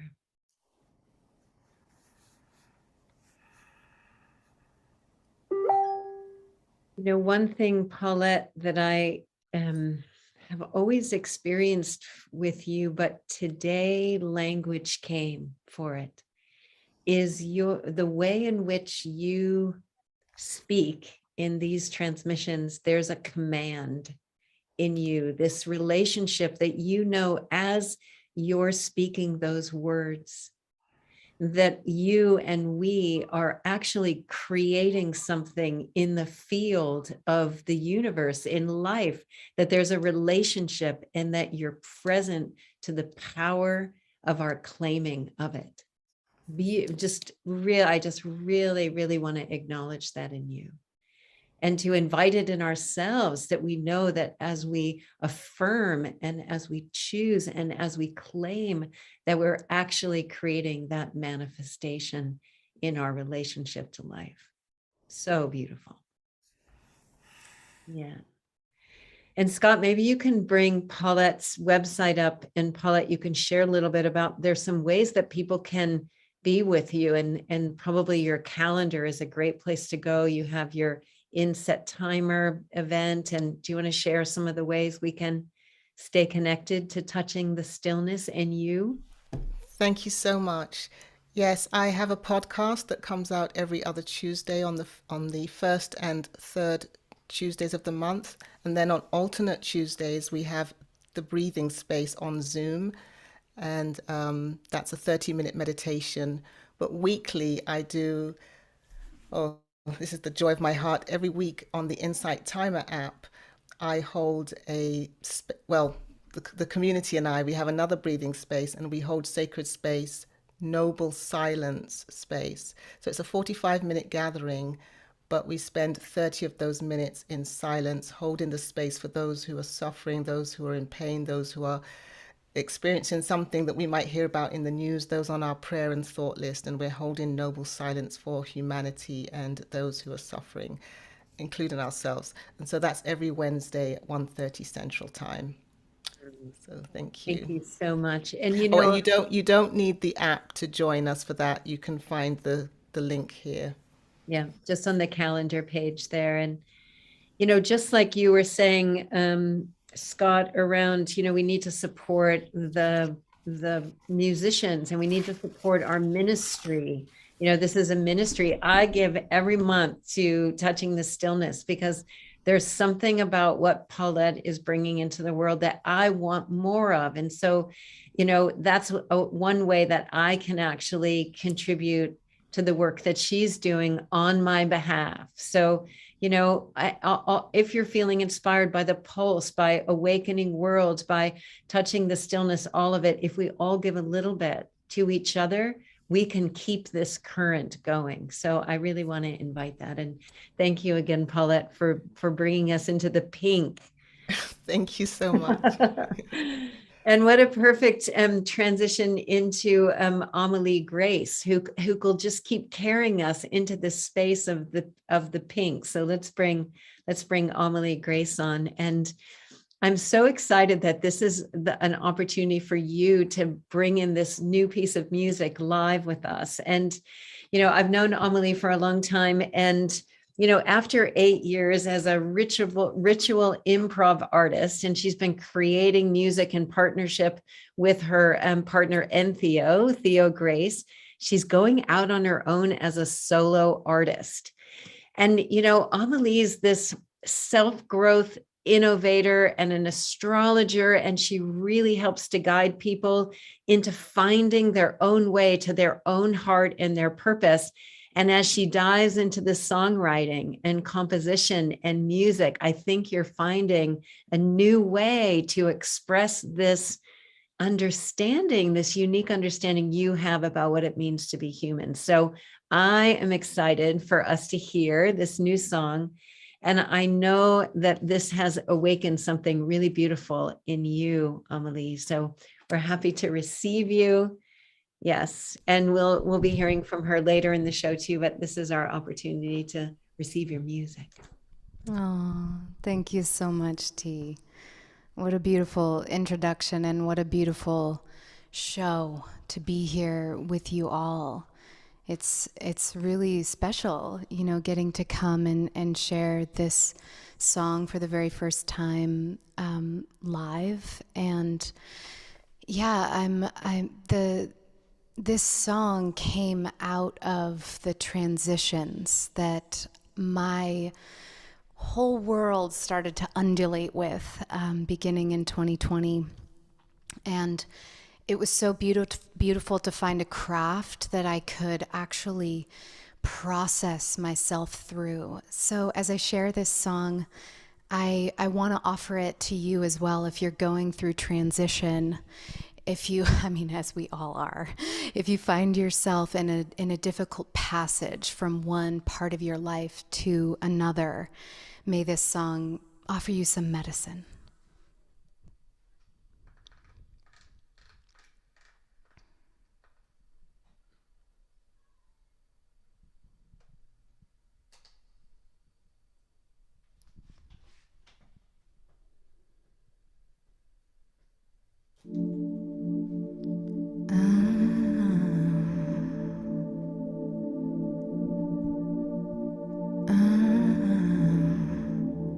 We've come a long way this time, made home a place to be alive, painted our walls with our hands and our minds, open the one door,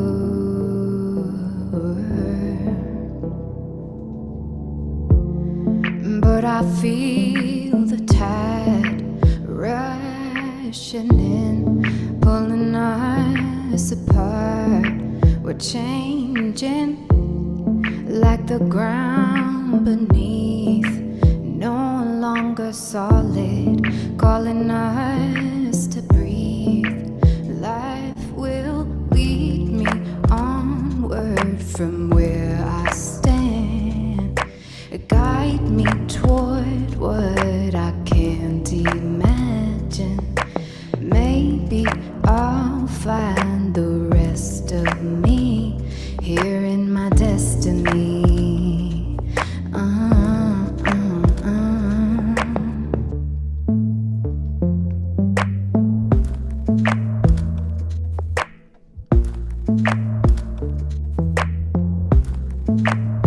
Layers are coming off, unwinding, clearing the space to be with my longing.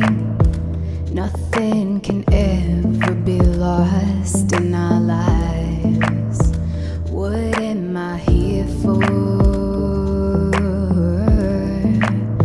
I don't wanna leave behind our story. Carry your hearts with mine, unfolding. Nothing can ever be lost in our lives. We've been here before.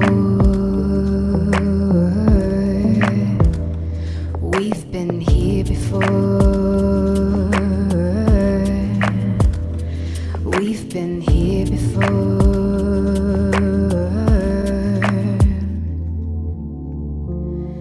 'Cause I feel the tide rushing in, pulling us apart.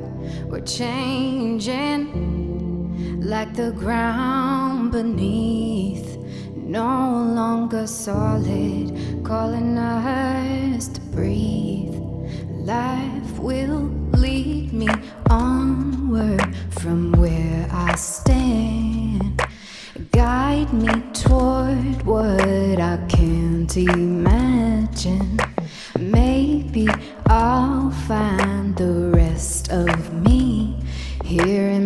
destiny. Uh, uh, uh.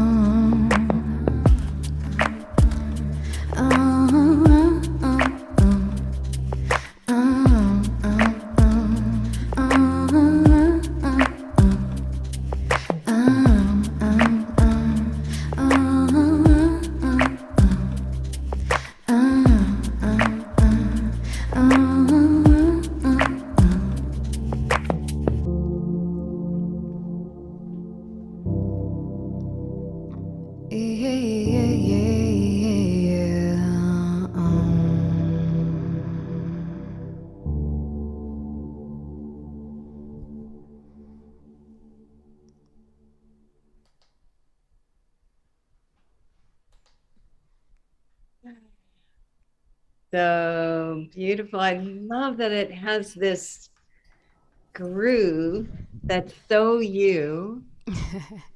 And also, with Entheo, with you and Theo, all of your music always has lyrics that are so relevant to right now. And, the same with you in your solo artistry coming through. And I'm so grateful. There's some links in the chat, and Scott's going to pull up your website. But Ahmed, this music was recorded, right? There's a YouTube video out there. So if you kind of like wake up tomorrow morning and you start thinking about Ahmed and this groove, you can actually click on that link and you can like play the video again and kind of add it to your playlist. And there's more of this music coming, right, Amelie? There is. Yes, and this website is being rebuilt right now. So, but that's a way to find me. So, yes, all of that. And besides your music, which I know there's more coming, so there's a link to Entheo Music, which features you, and there's some beautiful stuff there. You also are a guide for people with their astrology, their gene keys. Like, so on that website, we can find some things about some of the ways we can connect with you. Yeah, you can find some things there. And really, I'm bringing myself out for what feels like the first time. This feels like a placeholder almost for my deep soul work, which is being built right now. So it's very exciting. But yes, please sign up on there if you're interested in my work. And that will be, a mailing list where I can send you things of all the new things that are unfolding. I love that. I love that there's so much kind of like new beginnings happening. Like Om Heals is launching. Khadijih, who we're going to hear later, is really launching her work. Yours is coming out. I think in that little bit of incubation we've all had, we've been like really claiming what's ours to do. And we're really showing up and going for it. So I'm so excited. Amma, we're going to get more and more of you. Yeah, beautiful. So Scott, I think we're going to turn it over to you for some Global Peace Tribe presents things before we go on to the last part of our show. We are one.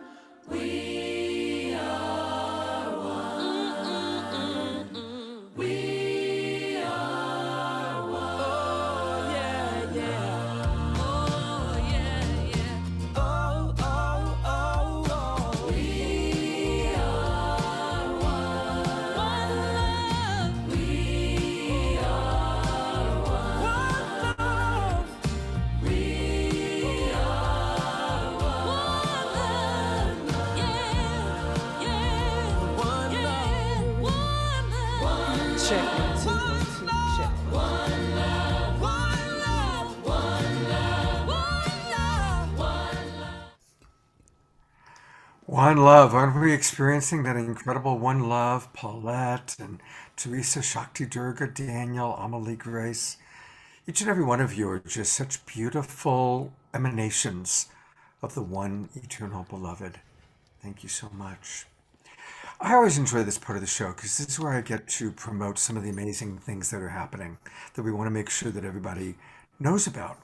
And of course, this Tuesday, for those of you who are into numerology, wow, this will be the only time in our lifetime, 022222.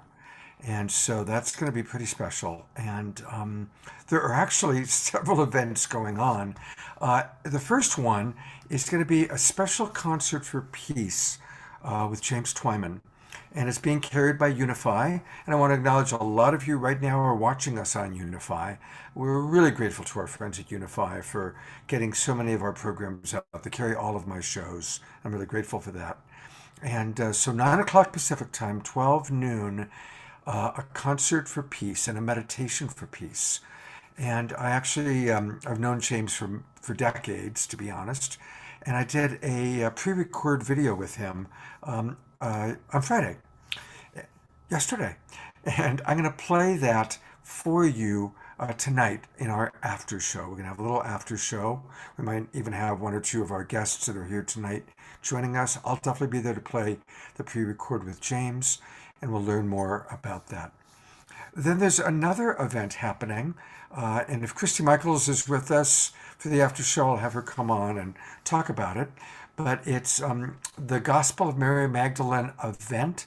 It's all about enlightened relationships. I've been a part of this with her for the last few years, and it's always a beautiful, beautiful event. And we'll talk more about that during the after show, but that's at 6 o'clock on 2/22/22. So definitely make sure that you join us for that. Then I always like to let people know about what's happening next week. You know, every weekend, the Awakening World is here to serve you and to introduce you to all the amazing people that are doing incredible things. And next weekend, we're tackling a really wonderful topic. We're talking about modern day mystics, intimate experiences with the divine. Now, really, probably all of you who are watching this show, I would say, are modern day mystics, and certainly all of our presenters. So we're going to talk about what does that really mean, you know, as we move beyond any particular religion, as we become multi-denominational, as we cultivate our own personal relationship with the divine. How do we do that? What's that look like? And we've got a really diverse ethnic group, which I'm really happy about. One of the things I'm wanting to do with the Awakening World is bring in a lot of different cultures, a lot of different genders, a lot of different ages, and we've really accomplished that next week. So we've got people in their 30s and people in their 70s. Sister Jenna, who wrote this wonderful book on meditation, is going to be with us. Kristen Hoffman, one of our favorite musical artists. And so it's going to be a really special weekend. The Wild Abbot. You've all been wanting to know the truth of who is that modern mystic. Jerry Anderson, the Wild Abbot of the Mystic Monastery. He's going to be with us and about a dozen others throughout the weekend, Friday night, Saturday night, and Sunday morning. Then the last event that I want to, and I'll talk about the Deepak Chopra book event after we hear from Deepak today. So don't worry, Deborah Justi, we'll get to that after Deepak. But we are going to have one other event. Global Peace Tribe, very much in collaboration with Deborah, are now doing approximately 2 events every month. We just had an amazing Valentine's concert with Kristen and Cornflower last Monday night. And we're going to have an event on March 20th with myself and my good friend Eden Amadora. And that happens to be, of course, the spring equinox. And as we move into spring, we're going to take people on a journey of really experiencing the renewal of body, mind, and spirit. Harmonizing our inner masculine, our inner feminine, clearing out, very much similar to what we heard Dr. Bradley talking about, clearing out that stuff so we can embrace the new season and a wonderful time of abundance, more love in our lives in a myriad of ways. So definitely join us on Sunday, March 20th. And Debbie's putting into the chat box right now the link of how you could register.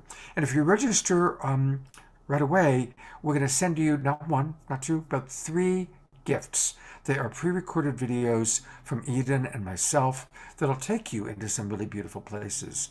Also, you'll get the early bird discount. So register and join us on Sunday, March 20th at 2 o'clock. And it's going to be a really, really lovely event. As always, thank you. We're going to continue to let you know about upcoming events and collaborations. You know, there's a way that we're all meeting each other, discovering each other, and supporting each other. And again, I want to thank Teresa Collins for the amazing job she does of bringing so many of our favorite teachers and leaders and musical artists into our consciousness. And one more time, I'm going to bring on Jennifer because I really want to thank you, Jennifer, for putting together this weekend. You've done a fantastic job. So thank you, everybody, and may the show continue. Scott, let's put a link in the chat for tomorrow's event since we're going to just finish off the weekend. I don't think you mentioned that. And I know Yeah. we have an opportunity to actually experience some energy healing with some of the Heals practitioners. Debbie, can you put the Sacred Sunday Zoom room in? Great. Thank you so much. Thank And you. yeah, Jennifer, you want to tell us again who's going to be joining us tomorrow morning at 10 o'clock Pacific time, 1 o'clock Eastern, and early in the morning for Shakti Durga in Australia. But we're thinking of you, and we appreciate all of our friends from Australia. We've got people watching our show, by the way, The Awakening World, from all over the world. Even tonight, I noticed we've got people from all over. It's really exciting. Tell us, well, speaking about all over the world, did you know that Jennifer is in Portugal? So Jennifer in Portugal, tell us about what we've got tomorrow morning. Thank you so much, Scott and Teresa and everyone out there, wherever and whatever time zone you might be joining us from. Thank you for being here with us in spirit and in consciousness. Tomorrow, I'm so excited to share that we have a couple of incredible healers from Heals. We have Marcus Brown, who is a wonderful healer. He and I spoke on a metaphysical panel with a dear friend, Rev Reg, a couple of months ago, and he became a healer on the platform, as well as Nicole Forrest. Nicole did a session with a user who said, Jennifer, you know that quote about Maya Angelou of you never know the lives that will be touched? She said the healing that she did with Nicole changed generations going forward for her. So we are so excited to have them both join with us tomorrow, along with a dear, dear friend of mine, Mary Jo Lerai, author, personal development, thought leader. She is going to be talking about some of the other work we can do. There are the energetic components, and then there's the day-to-day tools. How do we connect to ourselves in all of our interactions and tie and bring that through in everything that we do, as well as music from the beloved Tanya Smith, actually from Tasmania, who is a Grammy. She's toured with Kylie Minogue, so she's going to be offering a special musical launch tomorrow that we'll be sharing. So we are so excited. And Khadijih will also be offering another meditation for us. She's been facilitating beautiful meditations all weekend long as part of this healing from the inside out. And it's funny, as we were going through Paulette's meditation, which was so beautiful, and I put in the chat, Paulette, if there is a way that we can pay for or download that meditation, I would personally love to listen to it every single day as part of my daily practice. It was just so moving. I invite everybody to think the way this healing from the inside out theme came about is one day Teresa and I had talked about collaborating on this, and I had prayed and meditated, and the universe said, you know what we need? We need healing from the inside out. So all beautiful wisdom comes from source, and I think that the more we nurture our relationship with the capital S self, and with the energy of the universe, the God, the oneness, whatever you choose to call it, the greater we are able to be in greater harmony and coherence with ourselves and the world. And I'm so excited. Would you like me to go into introducing our next guest who's about to join us, our musical inspiration? Perfect. I see a thumbs Just up. for one moment, just since you mentioned it, I want to let people know if you do want to go back and listen to Paulette's meditation or any of the sequences, all of these shows are easy to find.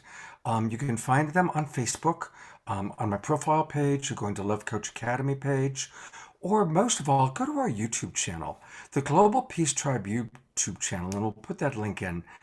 It's got everything. It's got all of the Saturday Night Lives, all of the Straight Talk shows, all of the Sacred Sunday shows, and I create a playlist at the very top called Dynamic Segments.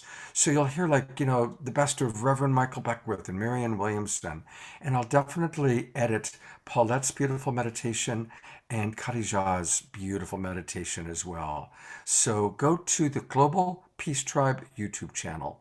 We'll put the link in the chat box, or just go to YouTube and put in Global Peace Tribe, and you're going to find a lot of gems there. Okay, take it away, Jennifer. Thank you so much, Scott. And I am delighted to be able to connect you with our next guest, Dr. Ivy of Dr. Ivy Sound Spa, who is a sonic sound healer. She is also a fellow evolutionary leader, of which Scott and Teresa and many others of us are a part of, who is transforming the world through the power of her sound, her love, her grace, and her vibrations that she brings so elegantly. I do recommend that if you're driving, you might want to pull over. I have done healing sessions with Ivy, who's a practitioner with us on om-heals.com, and her sessions drop me straight out of time and space. So be prepared to put pause on space-time as we fall into the loving grace that Dr. Ivy is about to share with us from her sonic sound healing. Thank you so much, Jennifer. I invite everyone to just center yourself and sink deeply into this moment. Feel your breath and let peace enter your soul.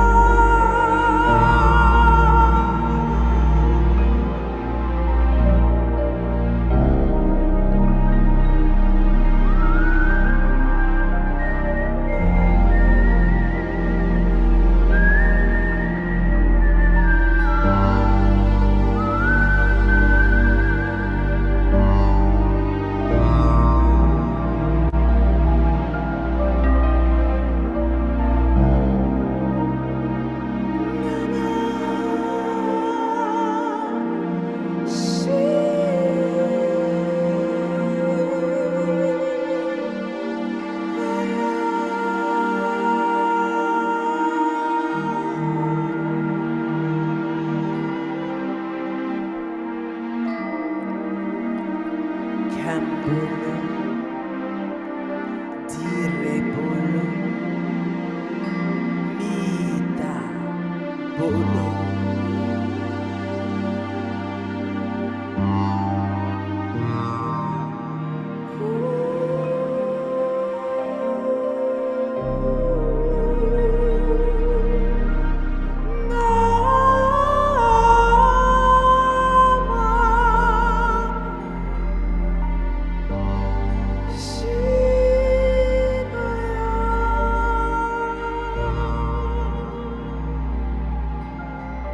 Let peace enter your soul.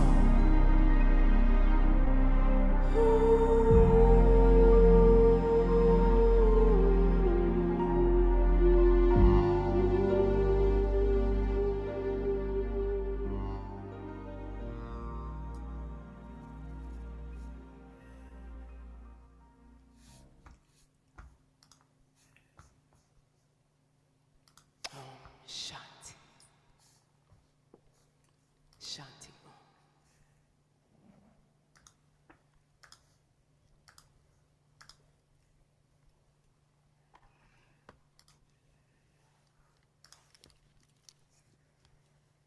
I want to come hang out in your space. I mean, look at all those toys. We could play for hours there. We certainly could. We certainly Jennifer, could. Jennifer will bring you on. Thank you, Dr. Ivy. Like I said, I only got to experience you the other day for the first time, kind of learning who's coming on, and just fell in love with you. And you have so much rich stuff to share. And that was just sublime. And you know, it's these moments like this when we really choose to show up in the healing field of love together. Yes. We're doing that right now. And it just helps us to like trust more and have more courage and command that we can claim this, because here we are experiencing together. So we can't say it's not happening. It's happening. And it's so interesting how many of us, we selected mantras to sing for this evening's program. So it is something very special in that message, to continue to build on our own practice and to discover that mantra that resonates with the soul. And this one resonated with mine. And I went into the studio to prepare this specifically for this evening. Bless you. Thank you so much, Ivy. She has drivysoundspa.com. I've had the privilege of doing energy healing sessions with Ivy and actually met her via Sister Jenna a few years ago. And all of her musical offerings are so deeply profound and healing, as are her healings. Her music in and of itself is healing. And then you add her energy and her counseling abilities and all of the miraculous tools that she has in her tool belt to help us heal from the inside out. I really acknowledge you, Ivy, for the healing work that you do to help the vibration of the world and for bringing justice to the world, social justice. You've received awards for that as well. There are so many accolades that you have, and I just acknowledge the deep commitment that you have for the healing of all of humankind. Thank you, my beautiful friend. Thank you so much for having me in this beautiful energy of love. I did not know about your work with social justice, and in 2 weeks, the Awakening World is dedicated, our weekend, to social and racial justice, truth, consequences, and reconciliation. So let's definitely connect about that, because I'd love to have you be a part of that.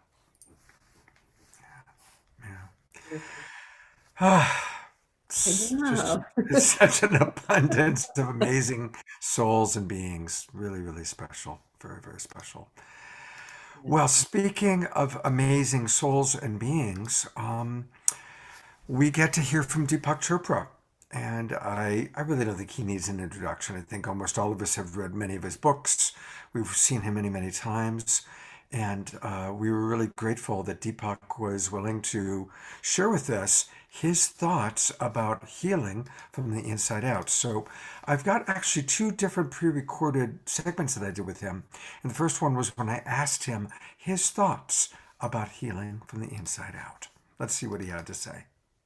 What do you think is the best foundation for a person to be coming from when they're looking to heal themselves from the inside out? I think the most important thing to understand for any person looking for healing from the inside out is to understand that the body does that spontaneously.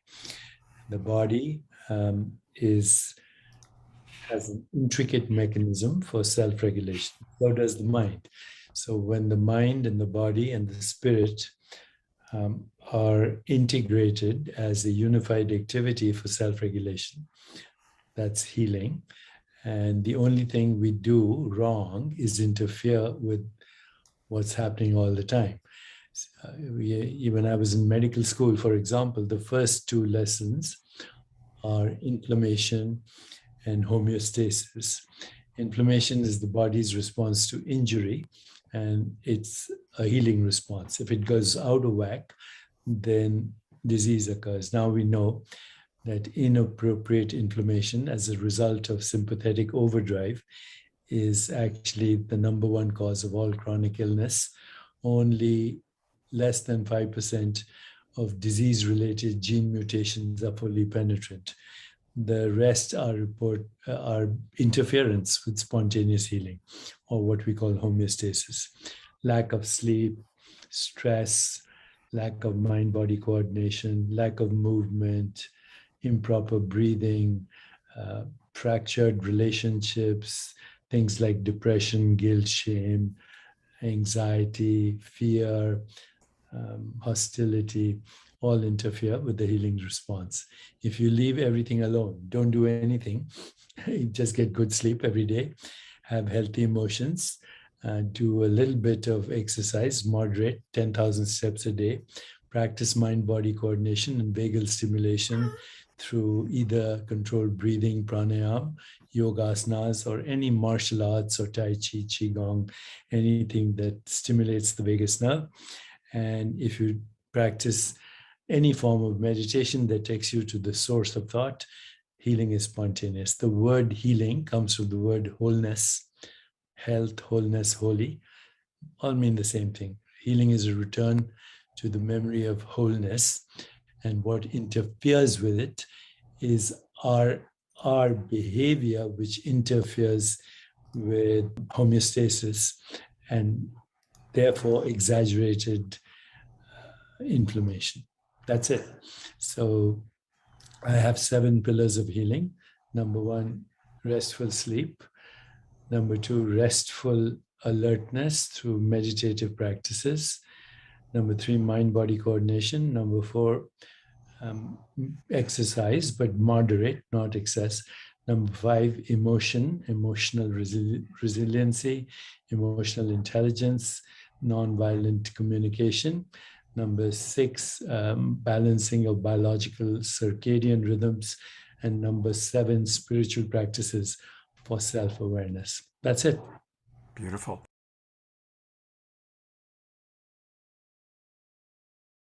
So Deepak is going to do a special 90-minute program with us. And WGST's made this happen, and it's going to be really unique. And we're doing it Zoom meeting style, similar to last night and tomorrow morning. So that means that people can turn their cameras on and interact with him. And here's a little video that I want to show that talks about the book launch that's going to be happening on March 7th. And then we're going to hear more from Deepak. But let's take a look at what's going to be happening on this very special book launch with Deepak, 90 minutes with Deepak on March 7th. Hello, my friends. I'm so happy to be with you again. Today's topic is quantum healing. Oh, and I started the quantum healing one. We've got all these videos here.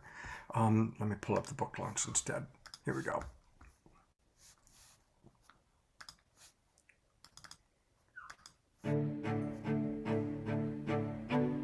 Abundance is the nature of the universe. In every seed is the promise of thousands of forests.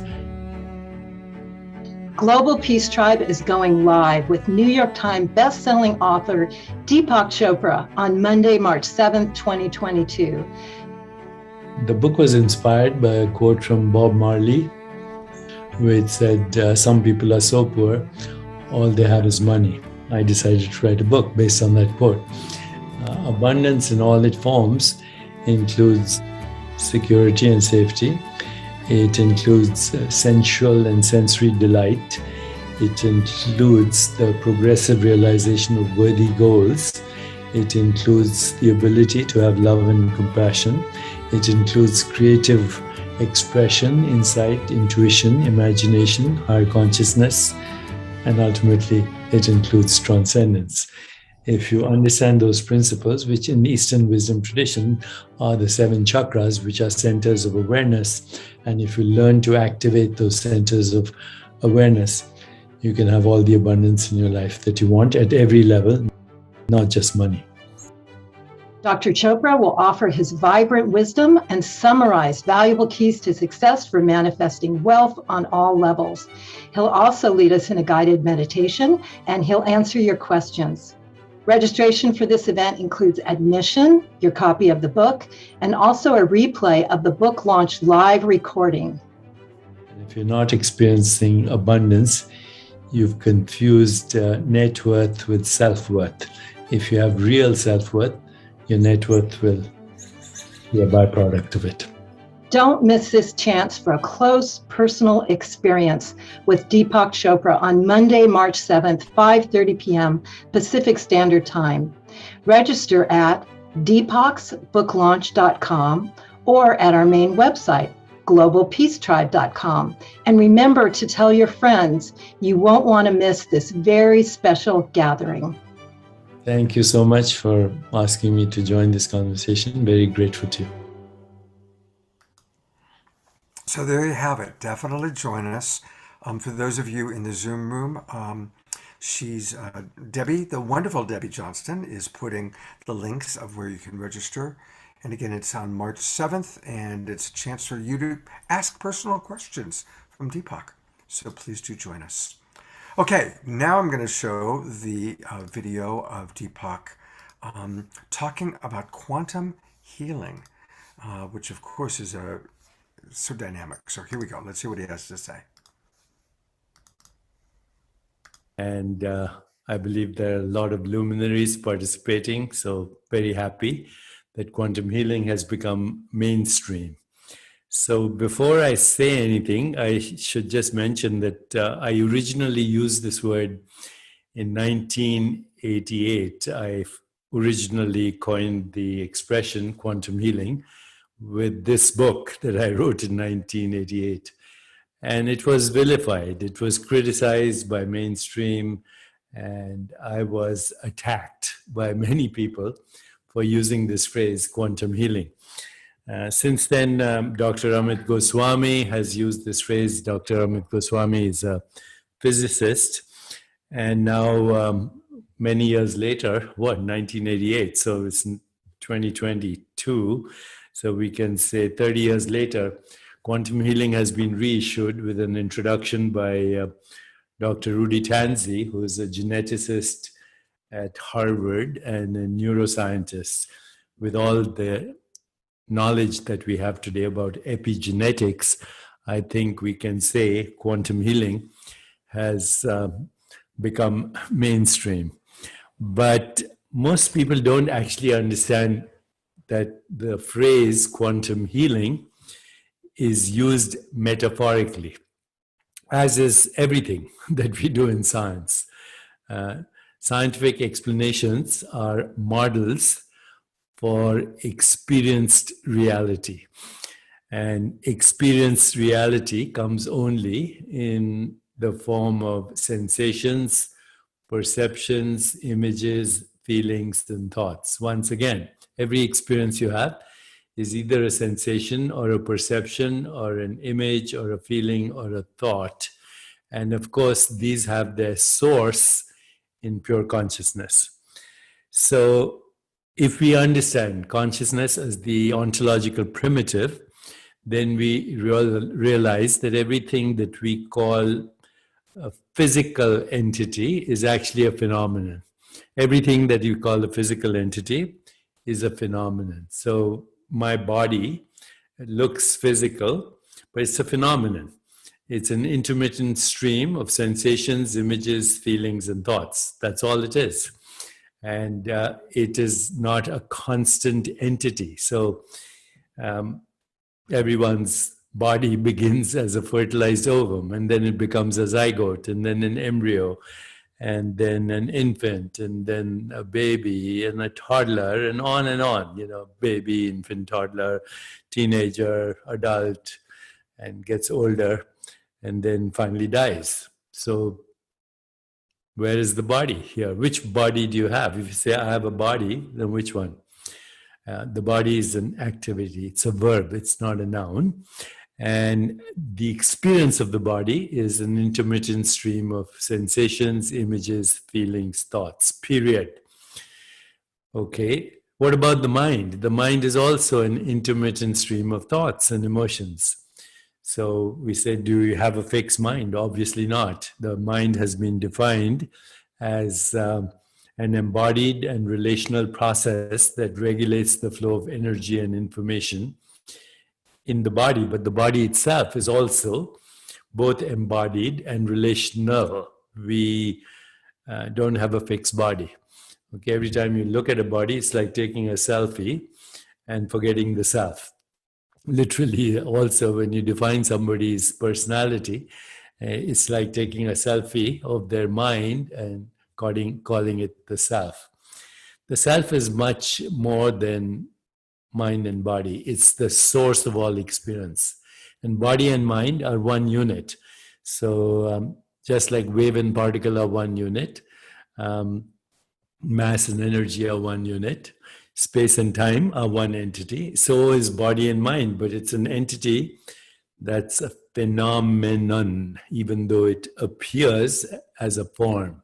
So this is true, by the way, of everything. Every form is a phenomenon, and every phenomenon, at least as far as our biology is concerned, is the arising and subsiding of an intermittent stream of sensations, images, feelings, and thoughts. Now, once we understand that, then we can also see that these experiences, this is what we call experience. Sensation is an experience. Hardness, softness, brightness, color. These are all sensations or sense perceptions. But as we look at any form, we'll see that the form itself is the arising and subsiding of sensations, images, feelings, thoughts. And what is the source? The source is pure consciousness. So what is quantum healing? It is going to the source. Okay. The source of thought is also the source of perception. It's also the source of emotions. It's also the source of any experience. It's also the source of how we define things. So labels and descriptions and metaphors, all, where are they conceived? In consciousness. So consciousness conceives, governs, constructs, and becomes everything that we call reality, including the reality of our body and our mind. And when we go to this source through meditation, and there are many ways to meditate. My new book, Total Meditation, goes into the whole range of meditative practices, including self-reflection, self-inquiry, understanding the role of emotional intelligence and self-regulation, understanding the meaning of joy, empathy, compassion, love, truth, goodness, beauty, harmony, but most importantly, understanding that when we go to the source of thought, then we encounter the source of all experience. And if we don't interfere with that, that is the source of what we call quantum healing. Now, in physics, of course, the word quantum means the smallest indivisible unit of energy, in which waves of energy are emitted or absorbed. But using it as a metaphor for the body, a quantum of experience is what we call a qualia, quality of awareness.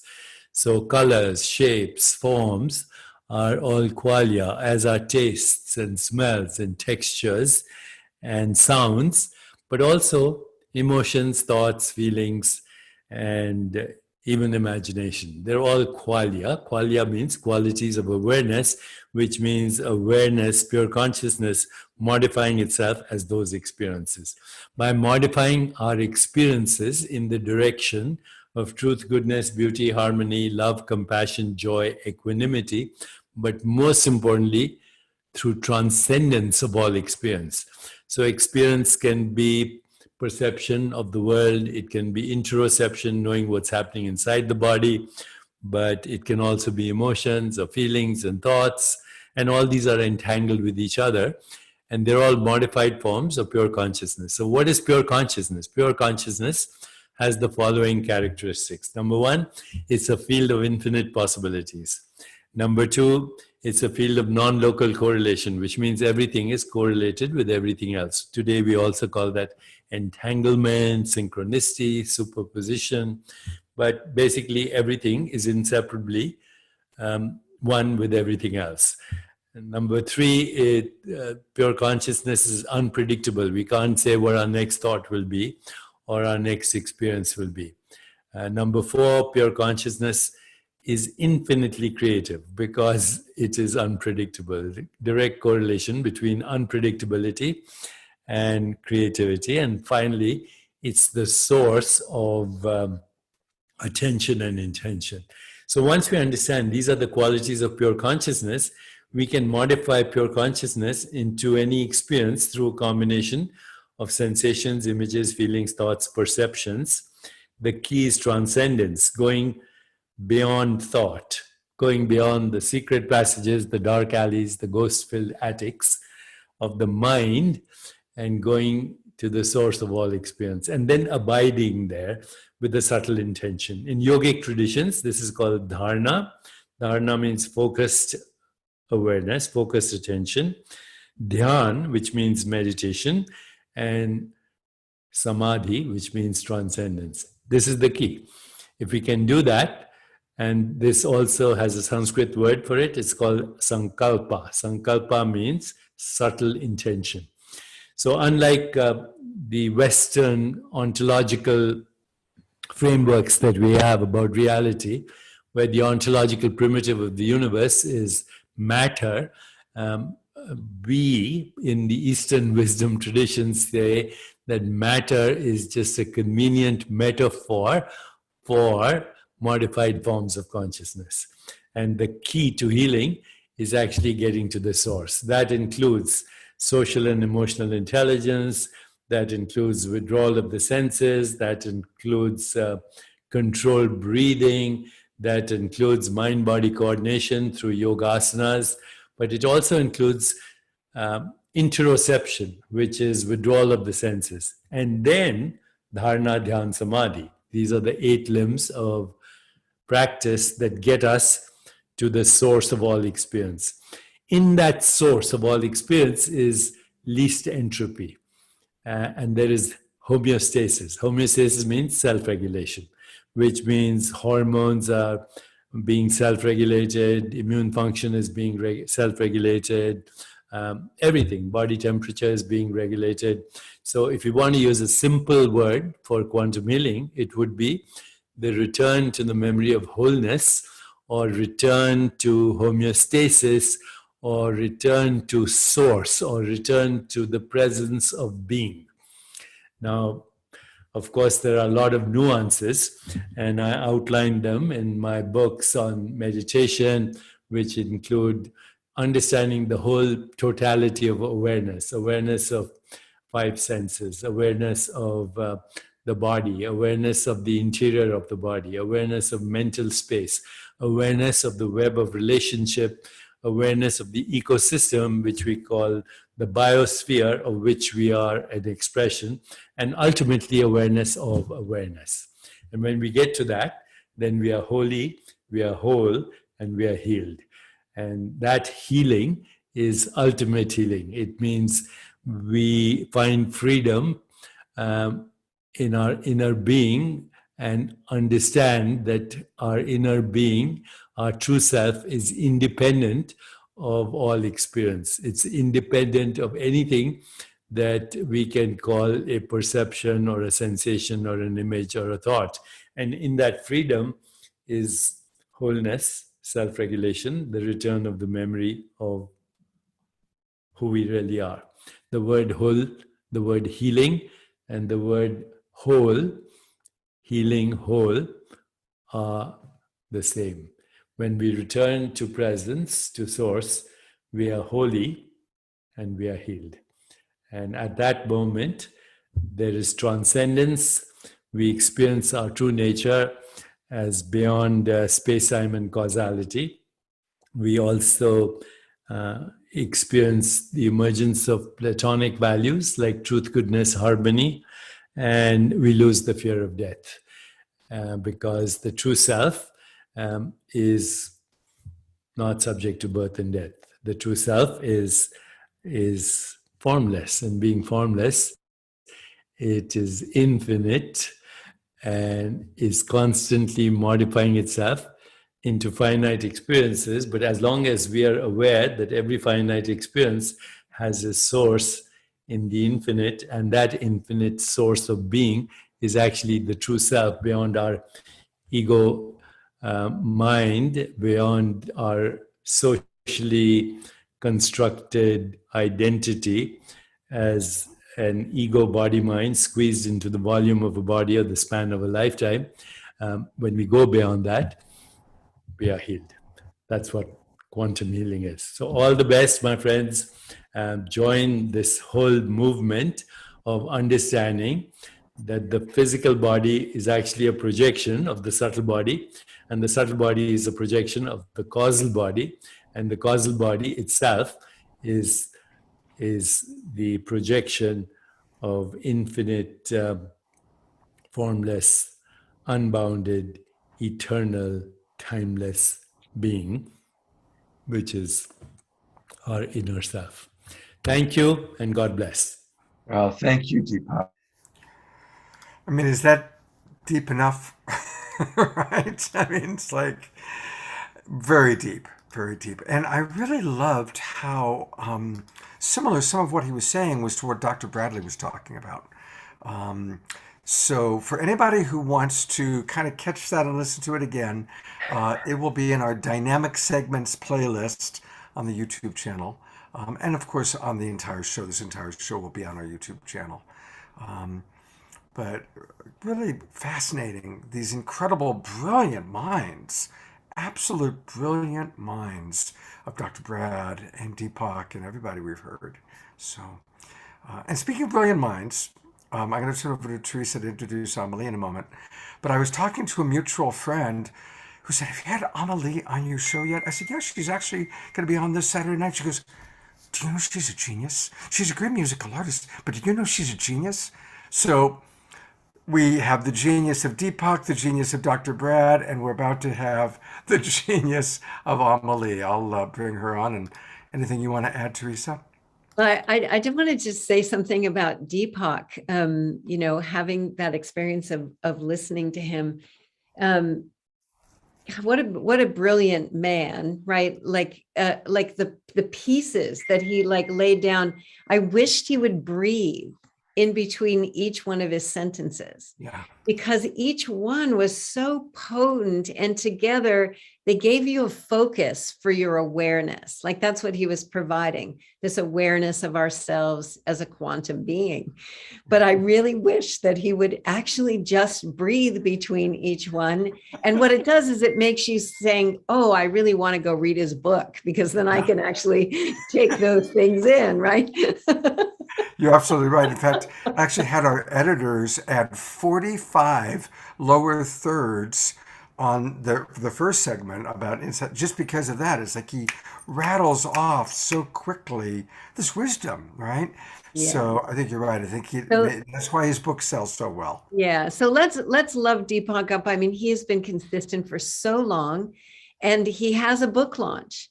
And I know Deborah would really love all of our help. Global Peace Tribe, Coherence Pulse, Unify, all of our help to get the message out about his book launch so that we can show up and shower our love onto Deepak and help everyone have more abundance of love and joy and presence and all of it. So let's commit to that. Let's share it and tell everybody about it. And that's a way we can say thank you for a lifelong legacy of, like, saying quantum healing, and people are saying, no way, dude. Now it is. So Yeah. thank you, Deepak. Thank you for that, Teresa. Thank you. Yeah. And let's face it, this might be the last opportunity we ever get to be that close and up close and personal and right there in the same Zoom room, meeting room with Deepak. It's a pretty amazing thing. Yeah. And it's just that we're all launching new things, like Amma. Let's bring her on. So she's going out on her solo career. She is presencing herself as a thought leader, and to be able to provide spaces where we all just show up and say, yeah, we're going to show up and we're going to be there for you and we're going to bless you and we're going to, call forth your genius. So the other thing I love about Amelie is that she listens to everything that's going on, and all of a sudden there is a really fun story that comes on the other side. So I'm excited for you to share yourself. Yeah. Thank you so much. Thanks to both of you, Scott and T, for introducing me. And oh my gosh, I agree. Just I'm looking at Deepak, I'm like, oh my God, it's just all in there and it just keeps coming and it all makes connections. And it's just wow, it's so incredible. Yeah. So, so much incredible wisdom has been shared here today, and I know yesterday and in all these events. And one of the things that I think it was Shakti who shared earlier was that connecting to essence is healing. And I feel that so deeply in what Deepak was just sharing about, is we're getting down to the essence of what we are, what we're made of. And just how I'm forgetting the emotion code, Dr. You all know his name. Bradley Nelson. Yes, Bradley Nelson. How he was talking about this process of unraveling these layers around what is the interference to life just doing what it knows how to do. When we look at 4 billion years of evolution, the complexity that life sustains, that it regulates, in every second, the fact that we exist, it's like if we can become partners in that experience, there's such a naturalness and such an emergence. And that's kind of where I'm tracking, is that here we are, humans, planet Earth, whole eco-organism of planet Earth in a phase transition. We are moving from one evolutionary stage to another. And this is happening at large scales, large epoch level mutations. And so here we are at this crux, and how amazing that the pandemic was such a powerful, contributor, came in and destabilized so much and helped to reconfigure and shift the parameters, shift the conditions through which our life was organized. That is what allows for a phase shift, a phase transition, is that the parameters start to shift, and now all of a sudden life is organizing itself into some new form. It's not that there's new information coming through, although preserved knowledge over eons is very supportive in regulating ourselves through times of transition and crisis. But it's that we are actually changing the form of our structures itself to allow for a greater organization and then an emergence of something new.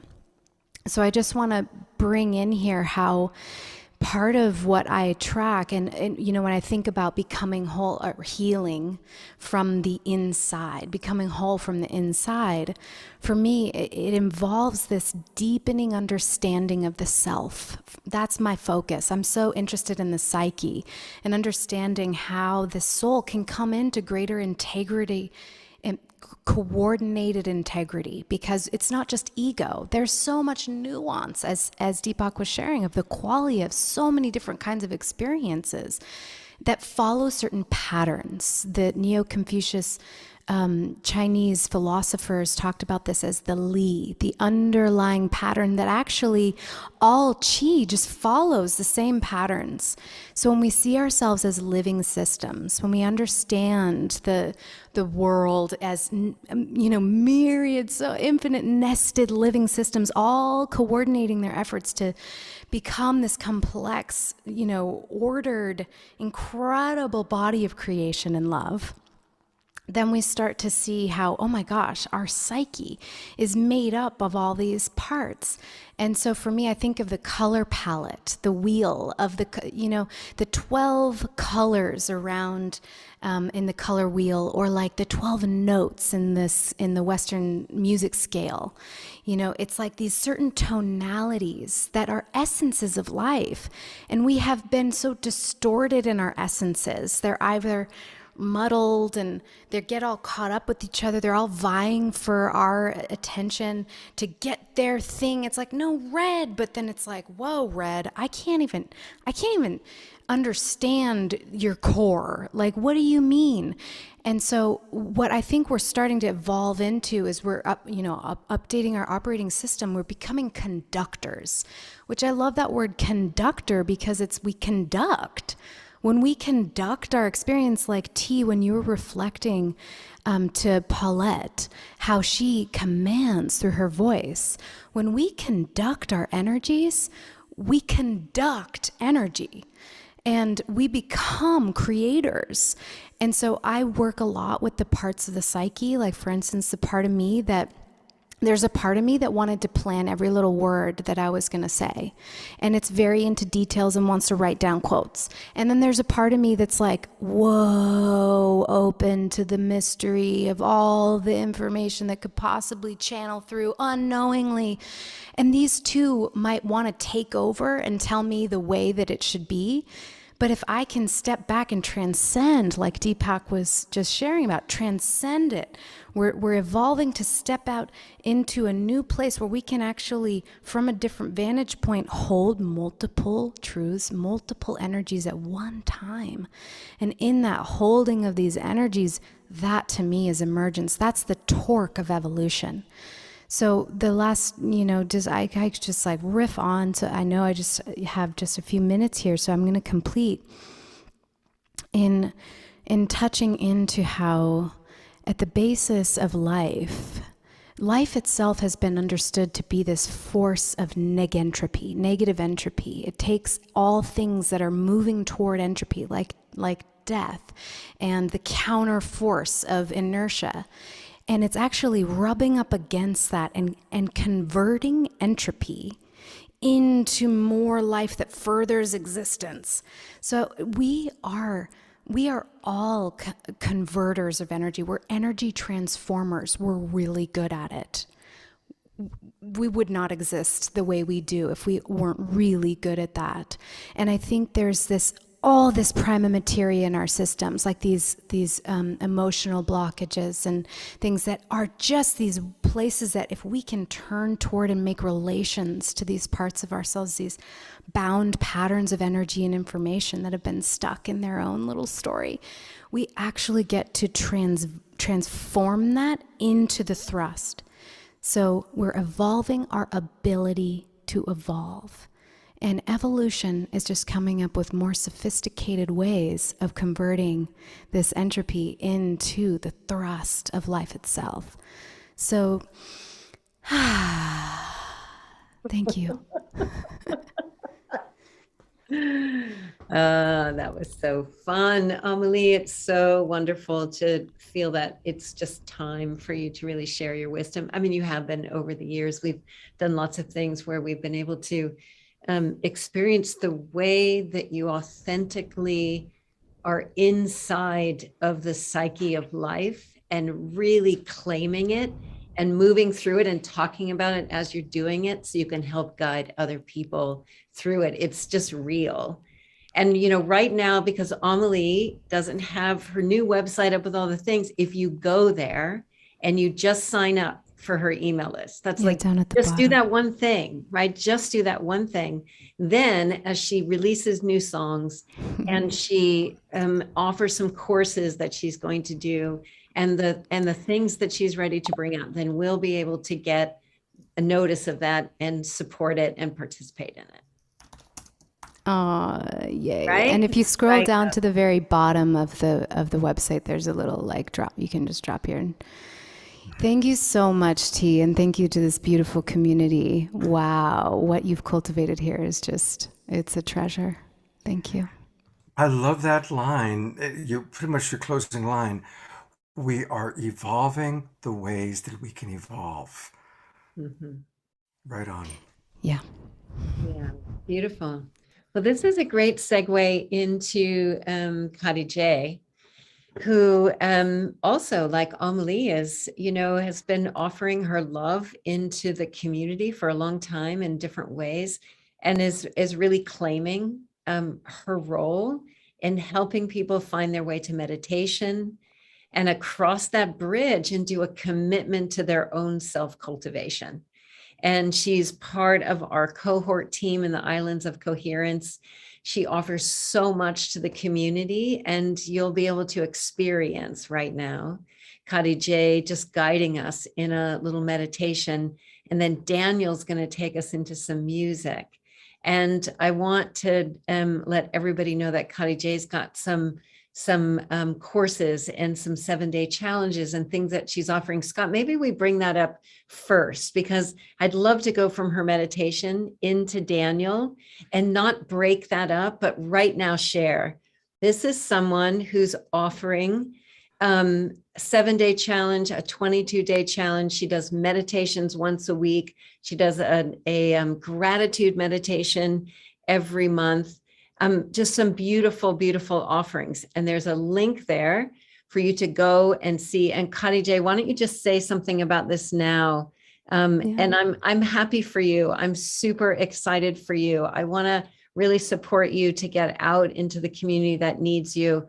And this is a really wonderful way for you to do that.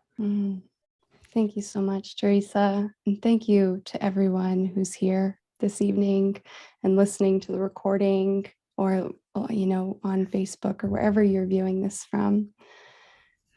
So I've just felt really called to share, just listening to these beautiful conversations about this topic of healing from the inside out, how I really have come to my healing journey. And that was through taking this deep dive into my own spirit, into my own soul, diving into the shadow, the darkness, the pain, and really being willing to work through it at every step, right? Just continuously doing the work. And also recognizing through that work that healing is not a linear process, right? It's not just a straight line. It's, ups and downs. And we have our moments where we feel really good and we know we've healed stuff, and then, and then something else bubbles up. But if we aren't conscious and aware of what's bubbling up, then we just suppress it back down. And then the healing doesn't take place. And so for me, I feel so called to take people on journeys into their own spirit, their own heart, into that inner world where that healing really takes place, where we get to know ourselves a little bit better, where we get to feel our hearts expand a little wider. And we can really, really be who we came here to be. And so with that, I'd just like to take you on a little journey with this Khadijih, meditation. before you start your journey, I just really wanted to give the website address so people really can lock in, because we do want to support you. And it's an easy website name to remember: journeyintothesoul.com. Now, come on, we all want to take a journey into the soul. So let's all remember that. Go to journeyintothesoul.com, and then you can pick what meditation journey you want. So thank you. And now go ahead. Oh, thank you, Scott. So I'm just going to mute myself while I set up my music, and then we'll begin.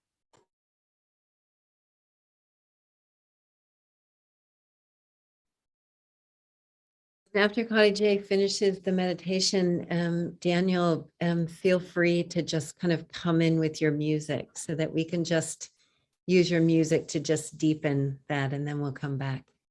Sound good? All right. Okay, here we go.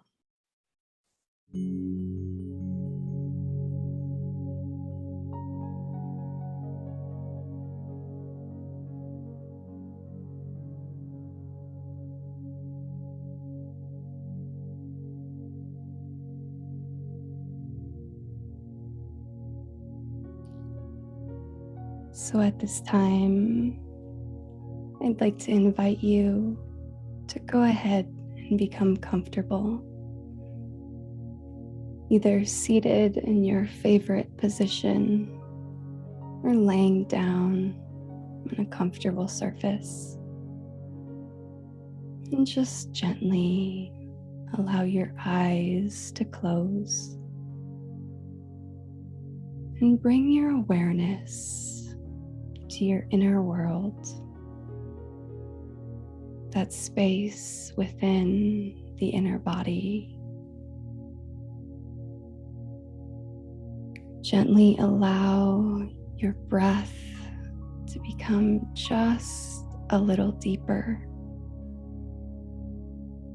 just a little slower than you normally breathe.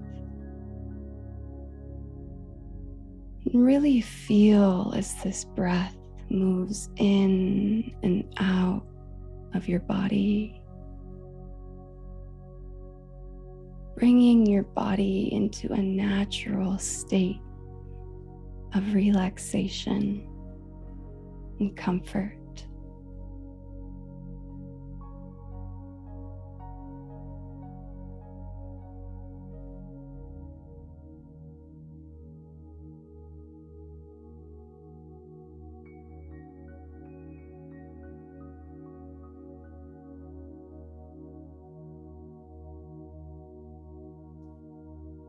Inviting each breath to be just a little deeper than the last.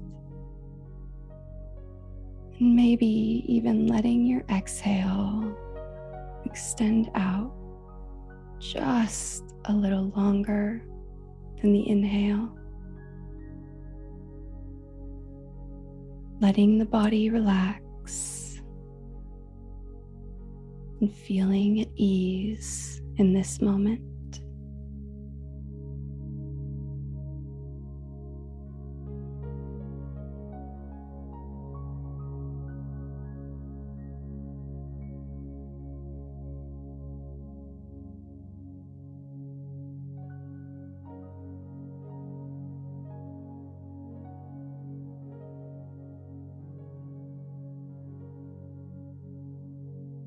And if you feel that your mind is trying to distract you in another direction, just gently observe whatever's there without judgment.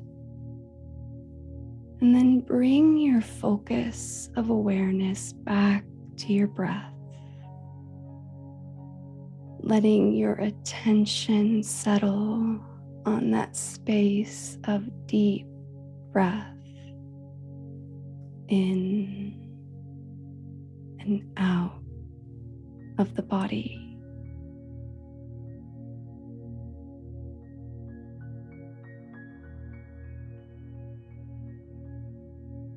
Using this breath as a portal into this present moment. Allowing yourself, your true self, to be here now.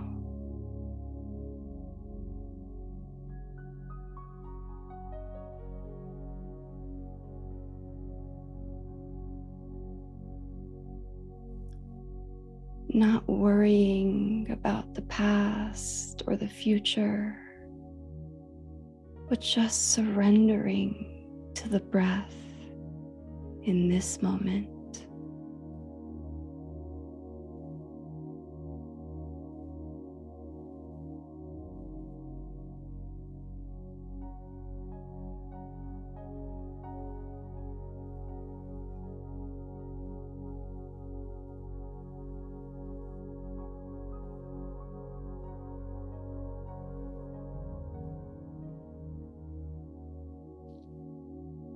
Still breathing deep, still breathing slow, still letting your attention settle here now.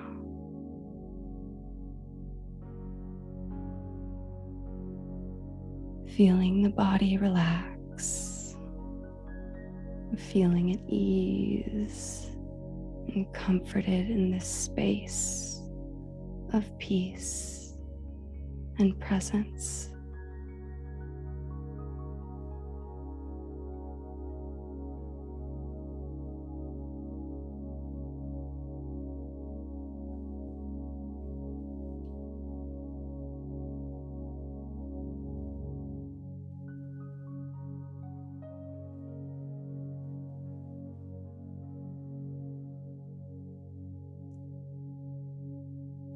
As you continue to breathe in this way, deeply and softly and slowly, I invite you to bring your attention, your awareness of your breath, to your heart space, that sacred space in the center of your chest. Bringing each breath into this space in your body and feeling your heart expand. Feeling the love that emanates from your heart as you breathe.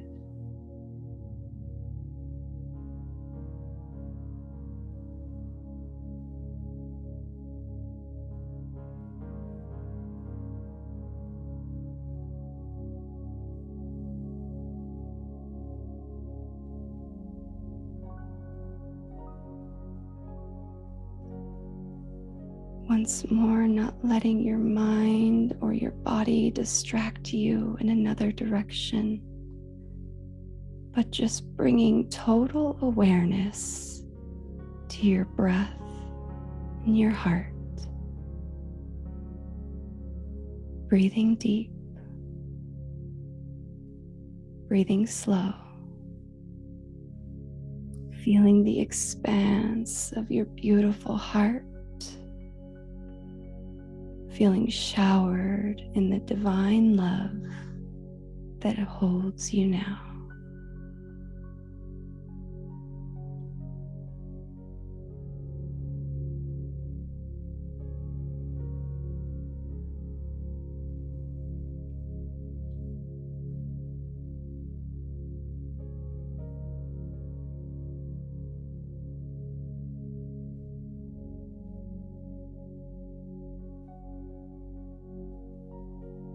With each breath, surrendering just a little more to this expansion, dissolving into this moment of grace, of peace,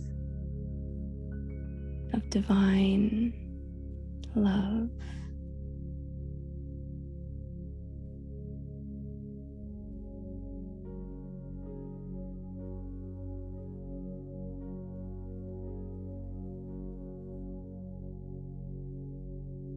Feeling the comfort of your heart relax and soothe your body. Feeling the comfort of your heart bring you into a space of safety.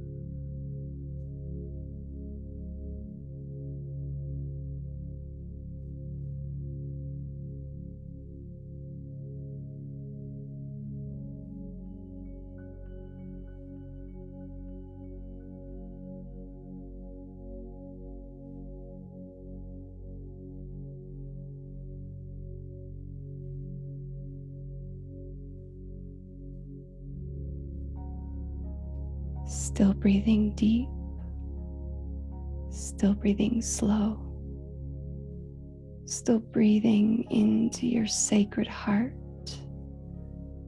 and surrendering to the unknown.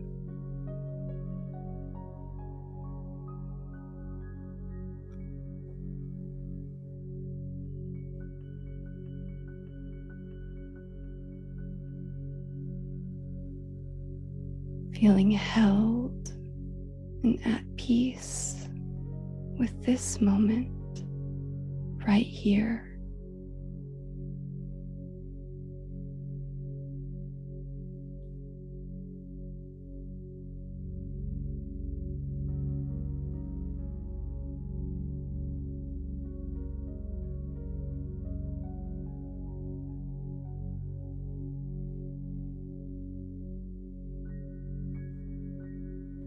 As you continue to breathe in this way, feeling the expanse of your heart, feeling the love emanating from within, let this love wash over your entire body, renewing, refreshing, and healing all the particles and cells that make up the beautiful being that you are.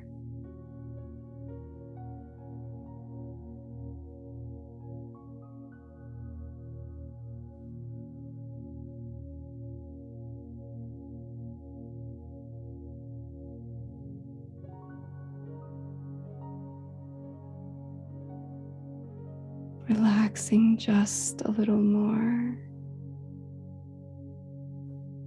Surrendering to this love as it moves through your entire body.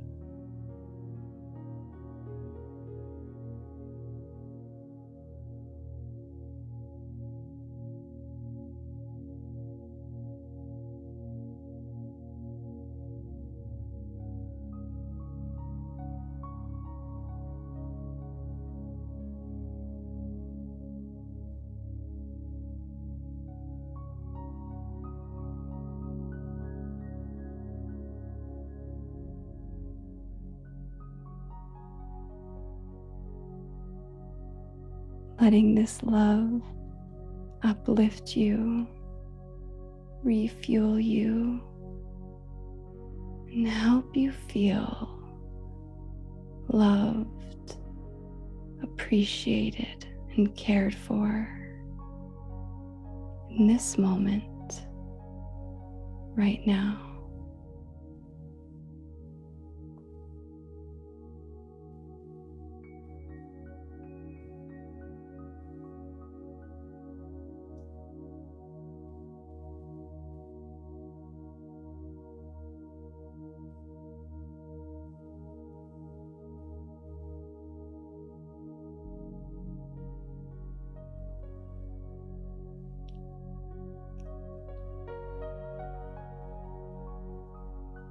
Once more, inviting your breath to be just a little deeper and slower,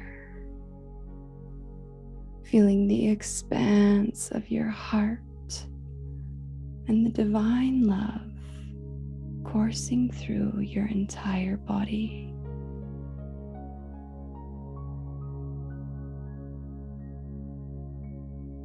Feeling nourished with this love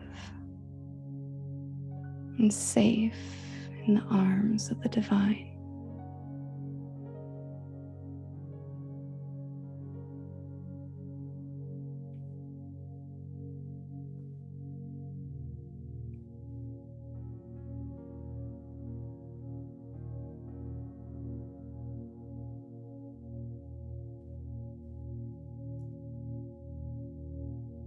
Now, while still holding this deep breath in the presence of your heart, I invite you to gently begin bringing your awareness back into your physical space, staying rooted in this divine love, staying rooted in the presence of your sacred heart, but calling your attention back to the physical space in which you reside.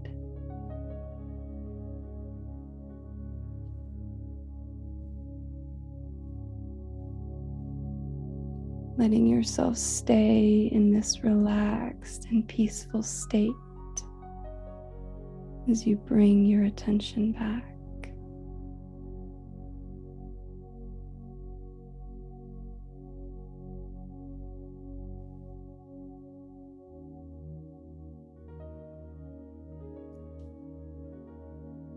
And if you feel called, you may open your eyes and just take a moment while still breathing deep, while still breathing slow, to observe your physical surroundings without judgment, just from a state of presence and love.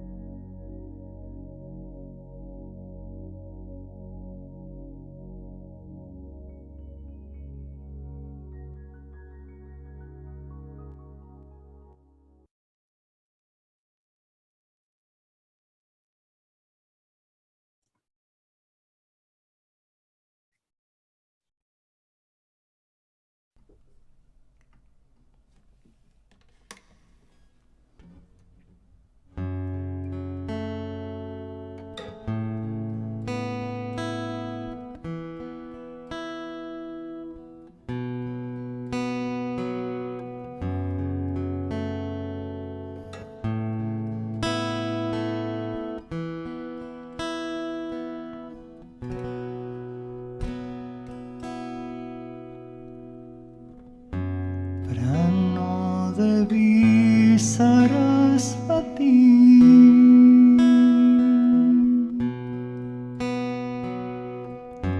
Prano Devi Saraswati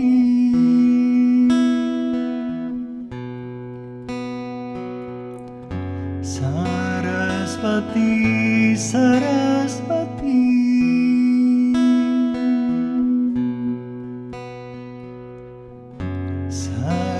Saraswati, Saraswati,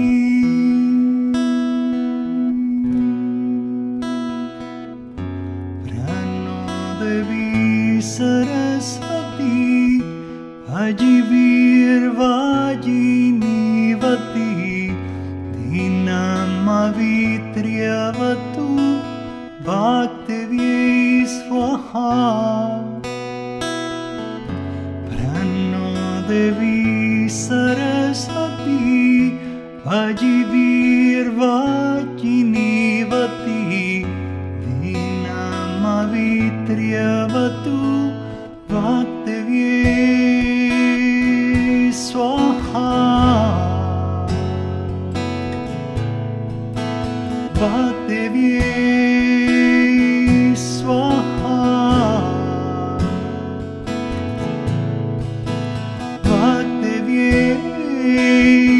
Swaha, Bhaktavye Swaha,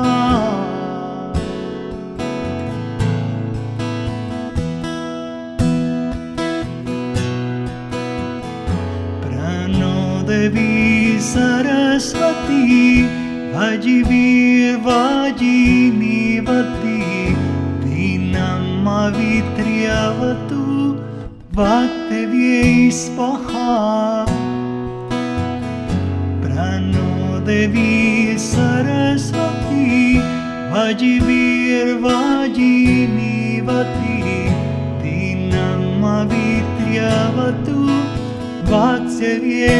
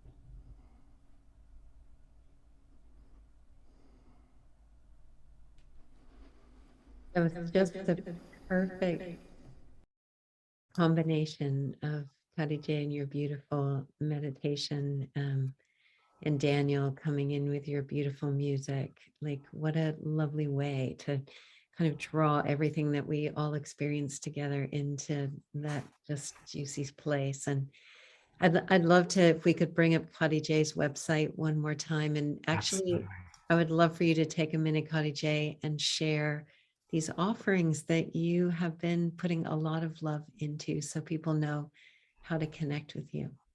Yeah. Okay.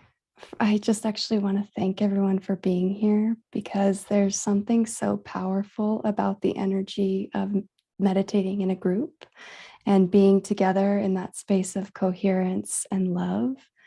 And so when we join together like this, I say this often on my Friday meditations, but when we join together like this, we really are changing the vibrational frequency of the earth. And we are rippling out our love into the hearts of all those that it comes into contact with. And with that, we are creating true and lasting change. And to me, this is the only way that we can really create change, is by starting with us and rippling it out. Yeah. Yeah. So thank you. Thank you so much. Everybody who's spoken tonight, who's here, just thank you for being here. And so I can share a little bit about these offerings. So this coming Monday, I'll be starting a 7-day challenge. This is called Stepping into Stillness. It's an introduction into meditation for anybody who's new to meditation.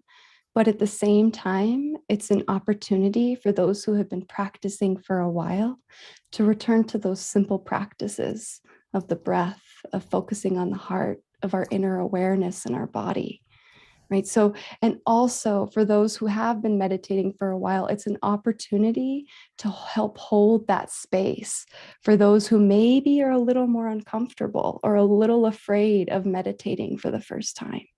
And so I invite anyone and everyone to participate, because I really feel like there's something in it for everyone.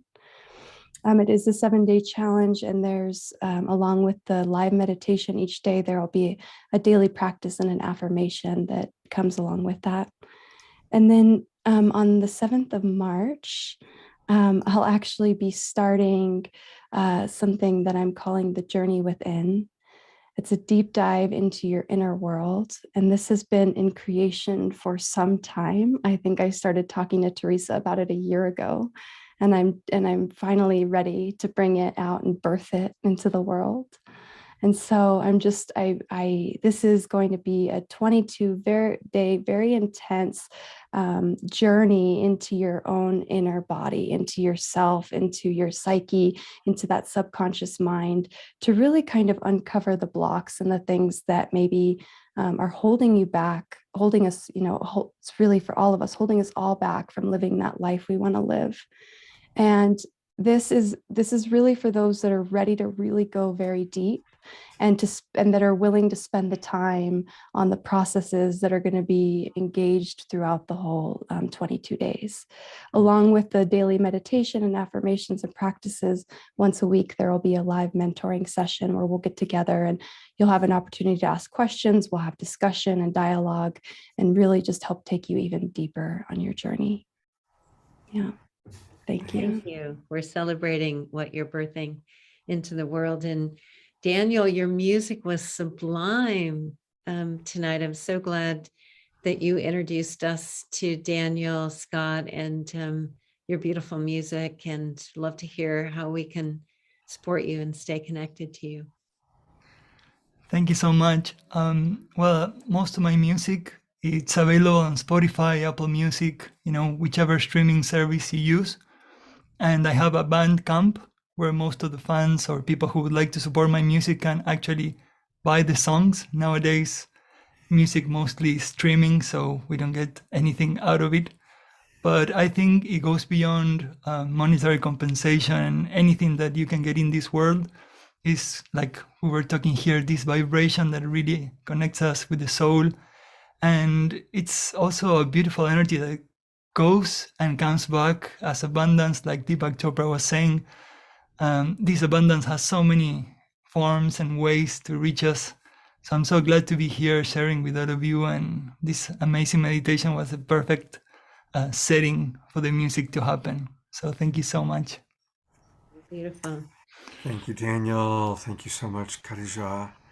Scott, could you just bring on all of the guests so we can just like close out this part, so then you can move throughout the show. But let's bring on Amelie and Jennifer and Shakti and Ivy and Paulette. Oh, what a beautiful field of love we co-created together, modeled it, claimed it, like gloriously. So beautiful, so beautiful. Thank you, everyone. And Jennifer, blessings to you and the launch of Om Heals, and thank you for helping to bring all of us together in all the ways that you do. Yeah. Go get some good rest, Jennifer. I do want to invite all of our people watching on Facebook, on YouTube, and in the Zoom room, stick around because we've got a few more wonderful surprises for you in the after show. Teresa, I love collaborating with you. It's always really powerful, and each one gets even better and better. And all of our wonderful presenters, each and every one of you, is such a beautiful emanation of the eternal beloved. Thank you so much. Bless you all.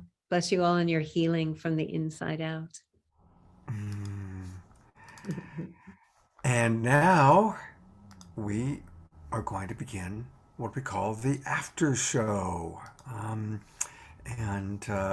For the after show, we've got some wonderful things that are going to take place. I think that Shakti Durga, who's still with us, might be available to answer a question or two. People are saying, we loved hearing you sing, but we want to hear you speak. So thank you for staying with us all the way from Australia. And I'd just love to open it up to anything you want to share, anything you want to reflect on what you heard tonight, or anything you'd like to share. Thank you very much, Scott, and thanks for the opportunity to be on this program with all these luminous souls. I think one of the things that really struck me this evening was just the diversity and the way that there's a flavor for everybody. We're all somewhere on the path, and the path is not the same for everybody. Everybody has a unique path, and there's a deep end to the path, there's a shallow end to the path, there's a middle bit, there's a bit where you're in the rapids, there's a bit where you're going over a waterfall. There's so many different experiences on the spiritual path, and that's my passion, is the spiritual path, actually, and that's what a lot of my work is about, supporting people who actually identify with being on a spiritual path. But what I really saw tonight was so many different colors and flavors of divine grace. And what I would say to the people who are watching this is to really just listen internally to the flavors that really spoke to you, and really follow it up and dive in with those particular presenters, so that you can just get the next bit, and then another piece will open. And we just have to follow the breadcrumbs on a spiritual path to get to that place where peace is, and to reach that place inside of us where the peace has always been. And so whatever the breadcrumbs look like for you, I think there was a lot on offer here this evening, and I'm real grateful to have been involved. Dr. Durga, I want to ask you another question, if I may. Yeah.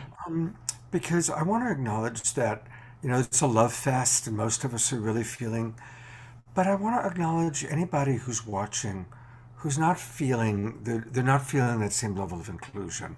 Maybe they're feeling isolated. Maybe they're feeling disconnected. Because, that's out there too. Maybe they're disillusioned and even wondering, how can there be a God? How can there, with all this that's going on, because life is hard for some people.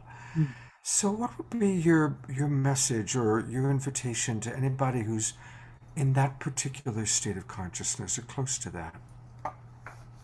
I think that one of the main things to do is to be open to the opportunities for help that are available, and to take them. The first thing is, it's like when the student is ready, the teacher will appear. That's a very old truth. And so for somebody who's feeling miserable, and as I said earlier or last night, that's how my journey started, was because of pain. That's how I got on my spiritual path, and I think a lot of us do. So if you're feeling like that, you're not alone, and you're normal. So just reaching out to the color and flavor of the person who you feel has got something, some kind of code or key for you, and start where you're at and just take one step. That's what I would suggest, just one step, and that will lead to something else. Beautiful. Thank you so much. Anything else you'd like to share that's kind of coming through that beautiful channel that you are? I think to just take a moment for the deep appreciation of self, and that when we first start on the path, I think we look at people who've been practicing for a long time, like Khadijih or Debbie or you, Scott, or Teresa or Jen, or any of the presenters, and you think, oh, wow, look at that. Isn't that amazing? But I really take the view that if we can actually perceive that, then that is in the process of waking up within us, and it's already in us. And so you're really just looking in a mirror, and you're really seeing an aspect of self in anything that has inspired you during this whole program. And so just remember that you're one with us. We're all one, and we're in it together. Yeah. Thank you for that. And it is so important, and it really is true. That's why Teresa and I have been so dedicated to doing these shows, is to really build community and to let people that have been feeling isolated have a place to come and meet you and meet Paulette and meet all the wonderful people and get some inspiring music and hear some inspiring words and learn about the things that are going on in our world that are, our news media, of course, focuses on all the negative. And there's so many beautiful, positive things that are happening. There's so many amazing human beings and organizations coming forward to create this awakening world that we are all a part of. Right. And I would remind people that we do offer free lift sessions on our site, thewbi.org, the Wellbeing Initiative, thewbi.org. And that if you're struggling, if you're feeling depressed or anxious, or you've got a lot of pain or relationship problems, then we offer to those who are struggling financially, we have a charitable program where the healings are free. And so there's no financial reason why you can't get the help you need. All you have to do is push the buttons on the website and let us know. And our staff will be in the office. It's Sunday here in Australia, so our staff will be back in the office on Monday. We're closed Tuesday and open Thursday through Friday. Email is a good way to contact us, and you can do that through the website. And you can also apply for lift sessions through that website. And we take the view that those who can afford to pay are supporting those who can't afford to pay. And so it's one of those lovely giving type situations. That's beautiful. Thank you so much for doing that. And again, I'm going to just give people it's the WBI.org. WBI standing for Well-Being Initiative. The WBI.org. And it's just click book a lift or apply here. Or if you feel inspired, donate. For those of you that are abundant, donate now. For those of you who aren't abundant, come to the March 7th Deepak Chopra event to learn more about being abundant, okay? Good idea. Thank you so much, Shakti Durga. I love that you really brought that home, Shakti, around there were so many offerings tonight, and I know different people resonated with different ones. And that's the whole point of us having these shows like this, Scott, or the Pulses, where we're introducing to people to the field, to our community, to the resources that we all are together. And, we know we can make it when we're together. And we know just one step, like you said, that's all you need is one step, reach out for one bit of help, and that starts the journey. So thank you for that. There's a question here. Dr. Laura asks, if you don't mind, Shakti Durga, could you please ask Shakti Durga if she has any words of wisdom for handling the chaos of our time? Hope is a bit elusive right now. Do you have any pearls? Well, it's chaotic, all right. But I think in every age one could have incarnated into, there's a certain degree of chaos going on in the world. And I think that the mystical seekers throughout the ages have all found in common that the way to find that peace is internally. And when we can find that peace internally, whether it's through meditation or healing or whatever it is that takes your interest, it takes some practice to find that peace, but that over time we can hold our peace and go back to the peace faster, even when there's situations going on all around us that are very difficult to deal with, be it personally or transpersonally, locally or globally. So inwards is the way, a bit like what Deepak was saying earlier. Yeah, I'm a strong believer in the attitude of gratitude. No matter what's going on in our life, we can always find something to be grateful for. Yeah. And the moment we start blessing another person or being grateful for something, it changes our vibration, it changes our frequency. And of course, all of us have something that we're in pain about or discomfort. And not to stuff it, acknowledge the pain, acknowledge the discomfort, but then pivot into gratitude, pivot into or blessing another person. It changes our frequency. Yeah. One other thing I would add is that our attention can get taken by the fear paradigms, and then we can get locked into and even trapped by those fear paradigms. But nature can help us to get out of that. And another way that I find very good for myself anyway is connecting with nature. And even to just switch my focus from, I've just watched the news. Now I'm going to watch the forest outside my home. I'm just going to watch the birds. I'm going to watch the trees.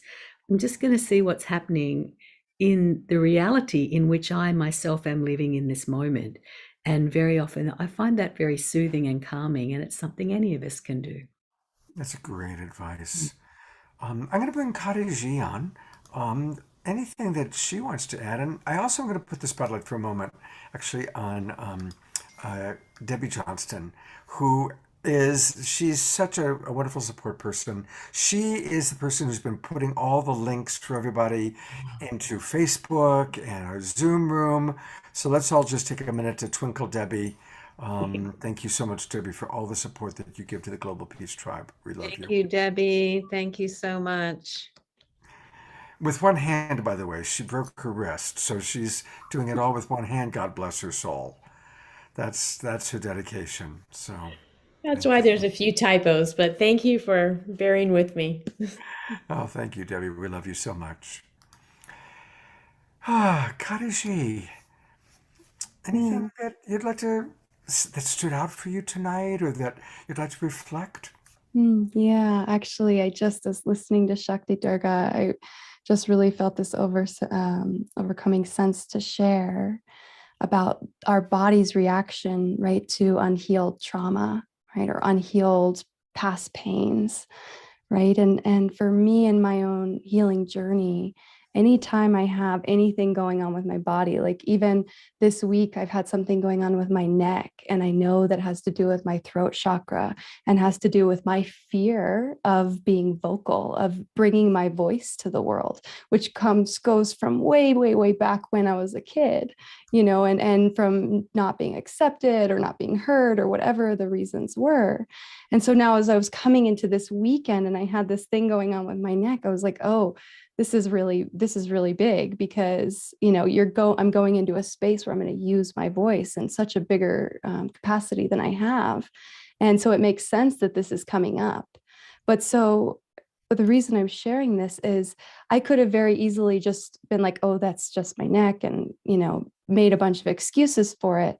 But instead, what I did was I realized and recognized that that was my body's reaction to unhealed trauma, and that I needed to go back inside to really look at what was there, to uncover the moments in my life where I felt like I was suffocating, or I felt like I had no voice, or I felt like my voice wasn't valuable. And I had the opportunity to change the story, right? And so this is that beautiful opportunity when our bodies bring up anxiety or fear or actual physical ailments. If we could just use them and think of them as gifts instead of a detriment to us, but it's a gift to go even deeper, to uncover something that we didn't maybe even know was there, to really, really find that space within us where something like, Dr. Bradley Nelson was talking about, where we have those little dark clouds, right? And finding them and really liberating them just from our awareness on them. And so that's, I think, I always, at my meditations on Fridays and the monthly ones, and any of them I do, I always say there's an invitation in every meditation. And I feel like tonight this weekend, there's a really big invitation to use our physical symptoms, our emotional symptoms as gifts, and let ourselves understand ourselves just a little bit more by going within and looking at those things just a little closer. Beautiful. Thank you so much. That's a wonderful sharing. I want to invite everybody, and I'm glad that Paulette and Shakti and Khadijih are still with us. During the show, it was pointed out to me something rather sad and shocking. One of our regular viewers, Preston Wilson, died on February 12th. And I'm going to bring up a photo from his Facebook page. This beautiful man, there he is with his daughter. And I think we all, probably many of us know people that are passing or have passed. There's a lot of passages right now. And so as we just look at this photo, Preston passed away on February 12th. So it was just a week ago. I always love what Yogananda taught, that a beautiful short blessing is just maximum grace. Maximum grace. So as we look at Preston and his surviving daughter, let's just hold maximum grace for Preston, for his family. Maximum grace. Maximum grace. Maximum grace.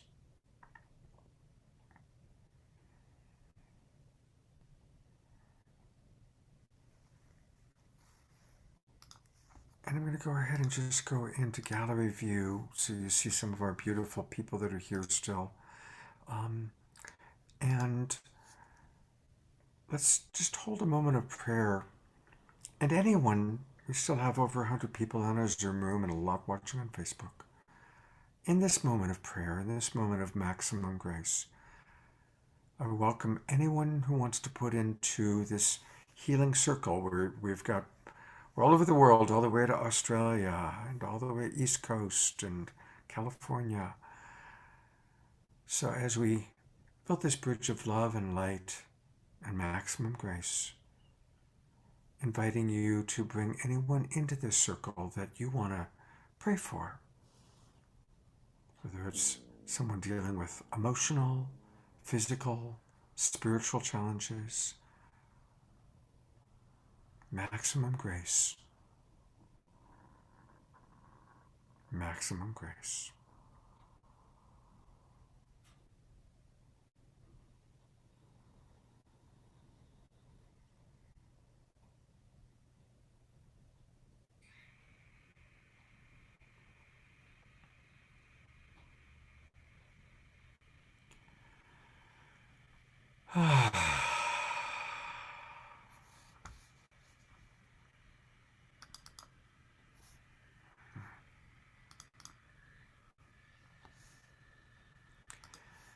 Thank you.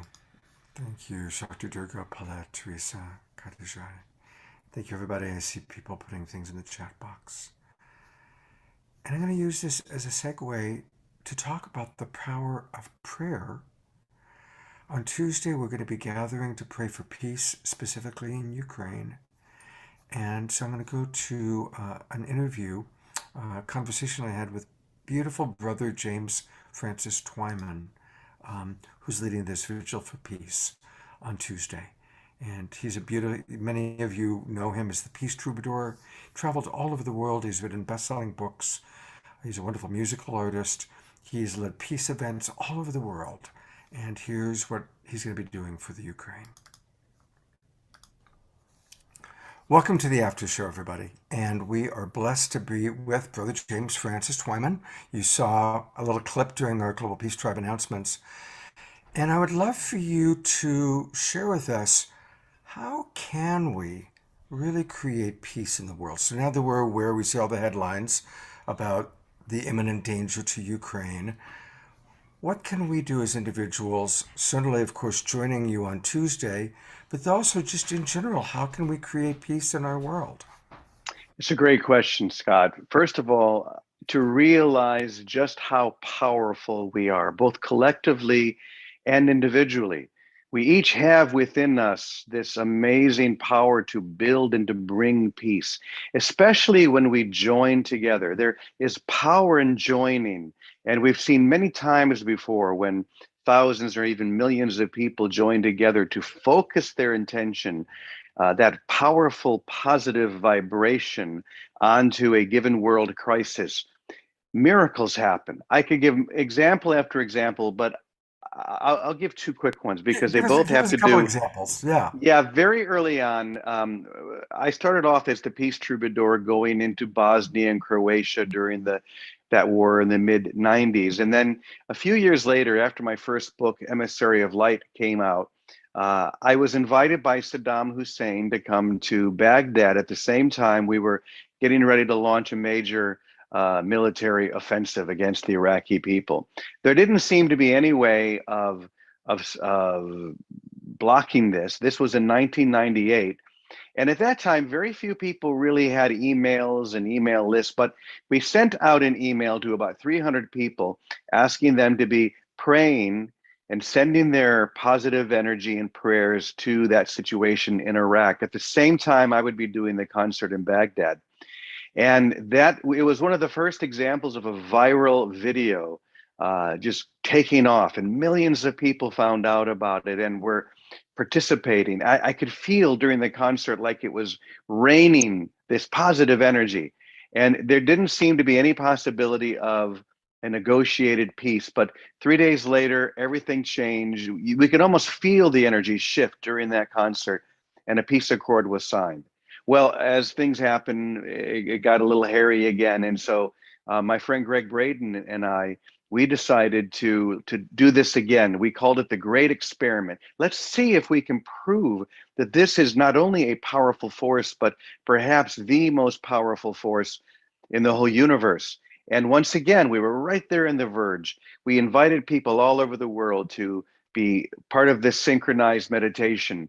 And what we didn't know at the time, but found out the next day, was that at the same time, there were so many people who were praying, being, sending their energy, being part of this synchronized meditation. At the same time this was happening, President Clinton had given the order for the jets and the bombers to be launched from the aircraft carriers. They were literally hovering above Iraq, waiting for the final order to begin bombing. And to this day, no one knows quite what happened. But it was just in the face of this positive energy, it couldn't happen. The planes were called back to the aircraft carriers. A very short time later, they were launched again, and then they were brought back. One night, not a single person was injured or killed. This is what began to inspire us. And over and over and over, I could tell so many stories of the miracles that have happened. But obviously, we're in a pivotal moment right now with the Russian forces on the Ukrainian border. This is much more than just a regional skirmish. This is something that could so easily escalate and get out of control in a very terrible way. And this is why it's so important that we all join together at 9 a.m. Pacific time, noon and Eastern US time on February 22nd, which is on Tuesday, which is a very auspicious number because it's 222-2022. And so unify.org is doing a whole day of events on that day. We're going to be starting off. I was intending to be in Ukraine. Tickets were purchased, everything was organized with our sponsor there in Kiev. But unfortunately, the flights have been canceled. American citizens are now not being allowed to leave. In fact, they're being forced out. Everyone has to leave. So I won't be able to be there physically, but we do have a contingency of people from the Peace School in Ukraine who are going to be joining us on unify.org/love. That's where you can actually watch it and participate with thousands of people. But if you can't be there at that time, we invite you just to stop what you're doing. And here's the key: to get the energy and the feeling that peace has already come to Ukraine, that this situation has already been solved and healed. If enough of us do this positive energy on a feeling basis, this is where the power of prayer really becomes tangible. It's not about asking for something to happen, or what we would call a petitionary prayer. It's about feeling that it's already done. In doing so, we take part in the collective vibratory energy of the completion of this goal in advance, and the energy follows. So I just invite you, please spread the word. You can tell everyone to go to unify.org/love, or just send out the information. If you want to get an email, you can always go to my website, which is jamesftwyman.com. Register for our email blast. We're going to be sending out an email right before the vigil happens so that you have all of these links. Participate, join millions of people. Let's do our best to make sure that peace is prevailing on earth and in the Ukraine. Wow, thank you so much. And in what you shared, I want to share with you a story you may not know, which you can then share because it's a powerful story about creating peace. A few years ago, you know how presidential files are released in different periods. Some are held for 25 years, some for 50 years. Well, they released some of the files from when President Nixon was president. And it turns out that during the Vietnam War, when America was clearly losing the war, on a very rainy day in Washington, D.C., a group of generals came over to meet with Nixon, and they presented a proposal to use nuclear weapons on Hanoi to turn the tide of the war. That particular day, had been raining and pouring, and Nixon had gone out, and when he came back in, he saw all these protesters, all these kids getting soaked in the rain, protesting the Vietnam War.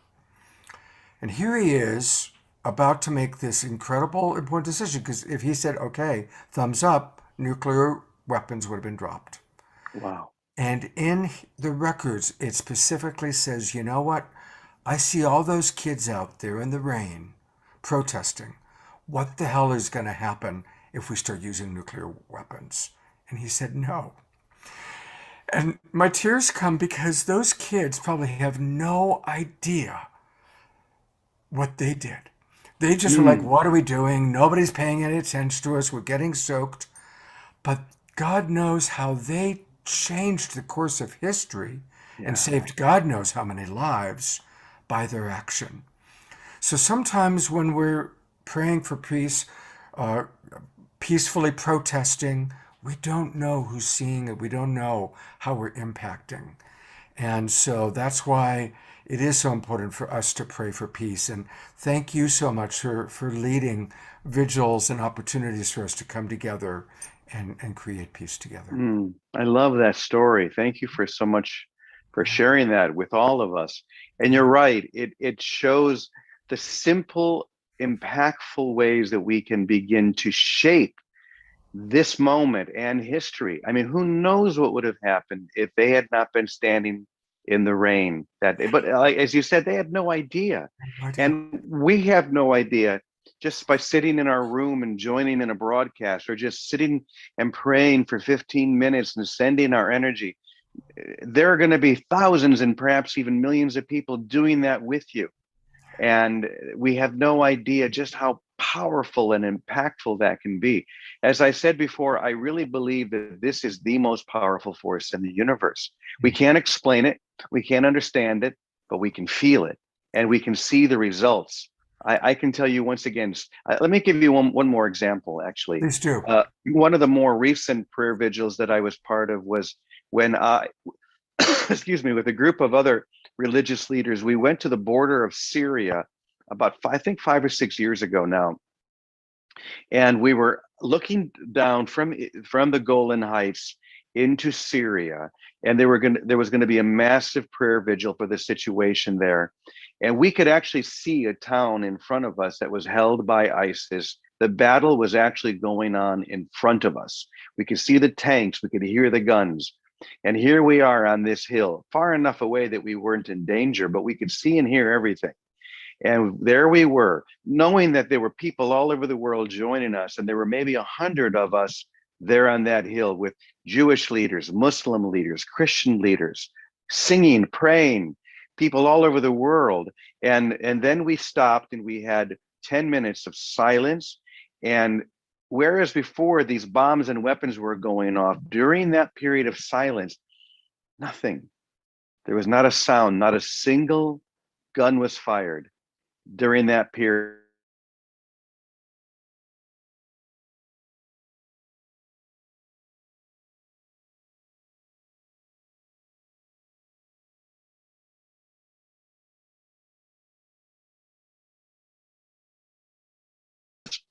And they began to howl right exactly when the prayer vigil ended. And we can't explain these things, and this isn't magic, these are miracles, and miracles are natural when we get out of the way and allow them to happen. So once again, we invite all of you to join us at noon New York time, 9 a.m. Pacific US time on the 22nd, which is Tuesday. Just stop what you're doing. Know that you're being joined by so many other people around the world. If you want to get the email with all of the information, you can go to my website, jamesftwyman.com. Go to unify.org/love, and you can actually watch us. We'll be joined by our contingency in Kiev. They are very nervous, as we can imagine, but they're also very positive that we are going to be there with them. They're not alone. They're not isolated. We will be joining them. Brother James, Francis, thank you so much for who you are, what you do. It's always wonderful to have you on the shows, and I will be with you. And I know a lot of people are watching right now on Unify, and we'll all be with you watching on Unify Tuesday morning. And Beautiful. those who can't watch, take the time to drop in and pray. And let's keep praying and keep praying. Thank you so much. Amen. Thank you, Scott, and many blessings. And may peace prevail on earth and in the Ukraine.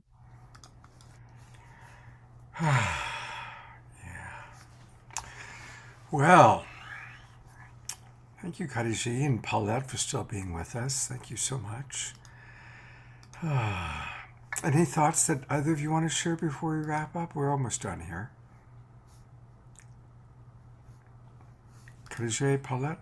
And no need, you don't need to share anything, but if there's anything you want to say, you're certainly welcome to. I feel guided to offer a prayer if you have a moment. Oh, absolutely. I will always have a moment of prayer from you, Paulette. I don't know what the prayer is, but that's what I'm invited into, and I'm inviting you to join me and hold space with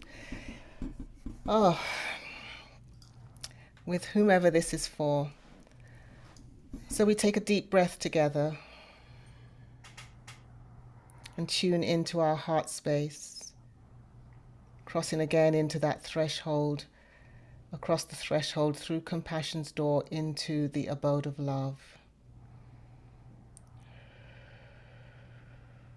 And I invite you to feel whatever fears and concerns and anxieties you have coming up about the news reports and the pending stories of war. And feel that in your body.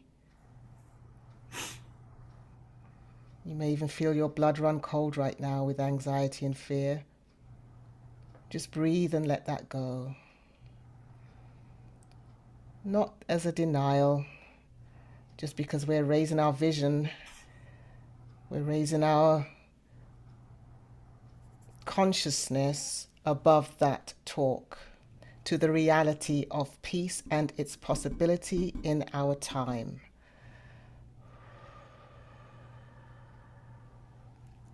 There is a biblical scripture that says, where two or three are gathered in my name, there I am in the midst. And the name is I am. And the I am is the divine within us. And there is power in the name of the divine. And so we speak to our inner divine nature, our highest self, and decree that we believe that peace is possible right here and right now, beyond all outside visions, all outside news reports, all evidence to the contrary. Peace is possible, and it begins with each of us in this place of peace in our heart. And so, united in our intention, unified in our purpose, we link heart to heart, mind to mind, hand to hand, across the ocean, across the waves, and we feel that circle of peace surrounding the world, surrounding every continent. And there are lights going off in every continent as our consciousness connects right now in this intention. They are lights of peace. They are lights of possibility. And so we speak peace. Speak peace where you are right now. Affirm peace is possible. Peace is possible now.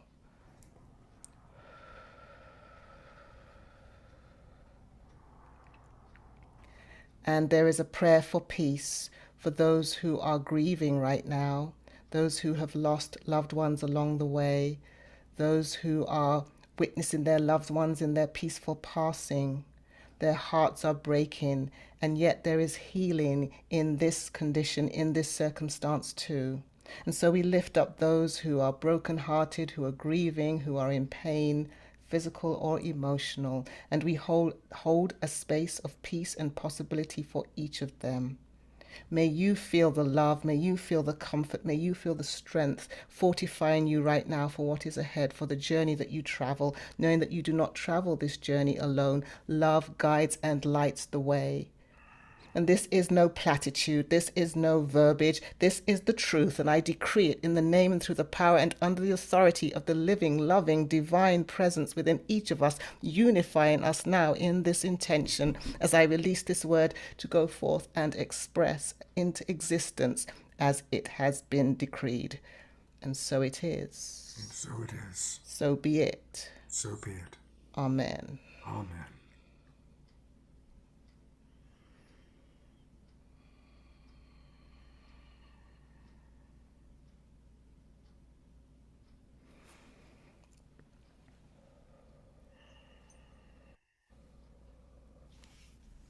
Thank you. Thank you, Paulette. I'm going to close our show with that.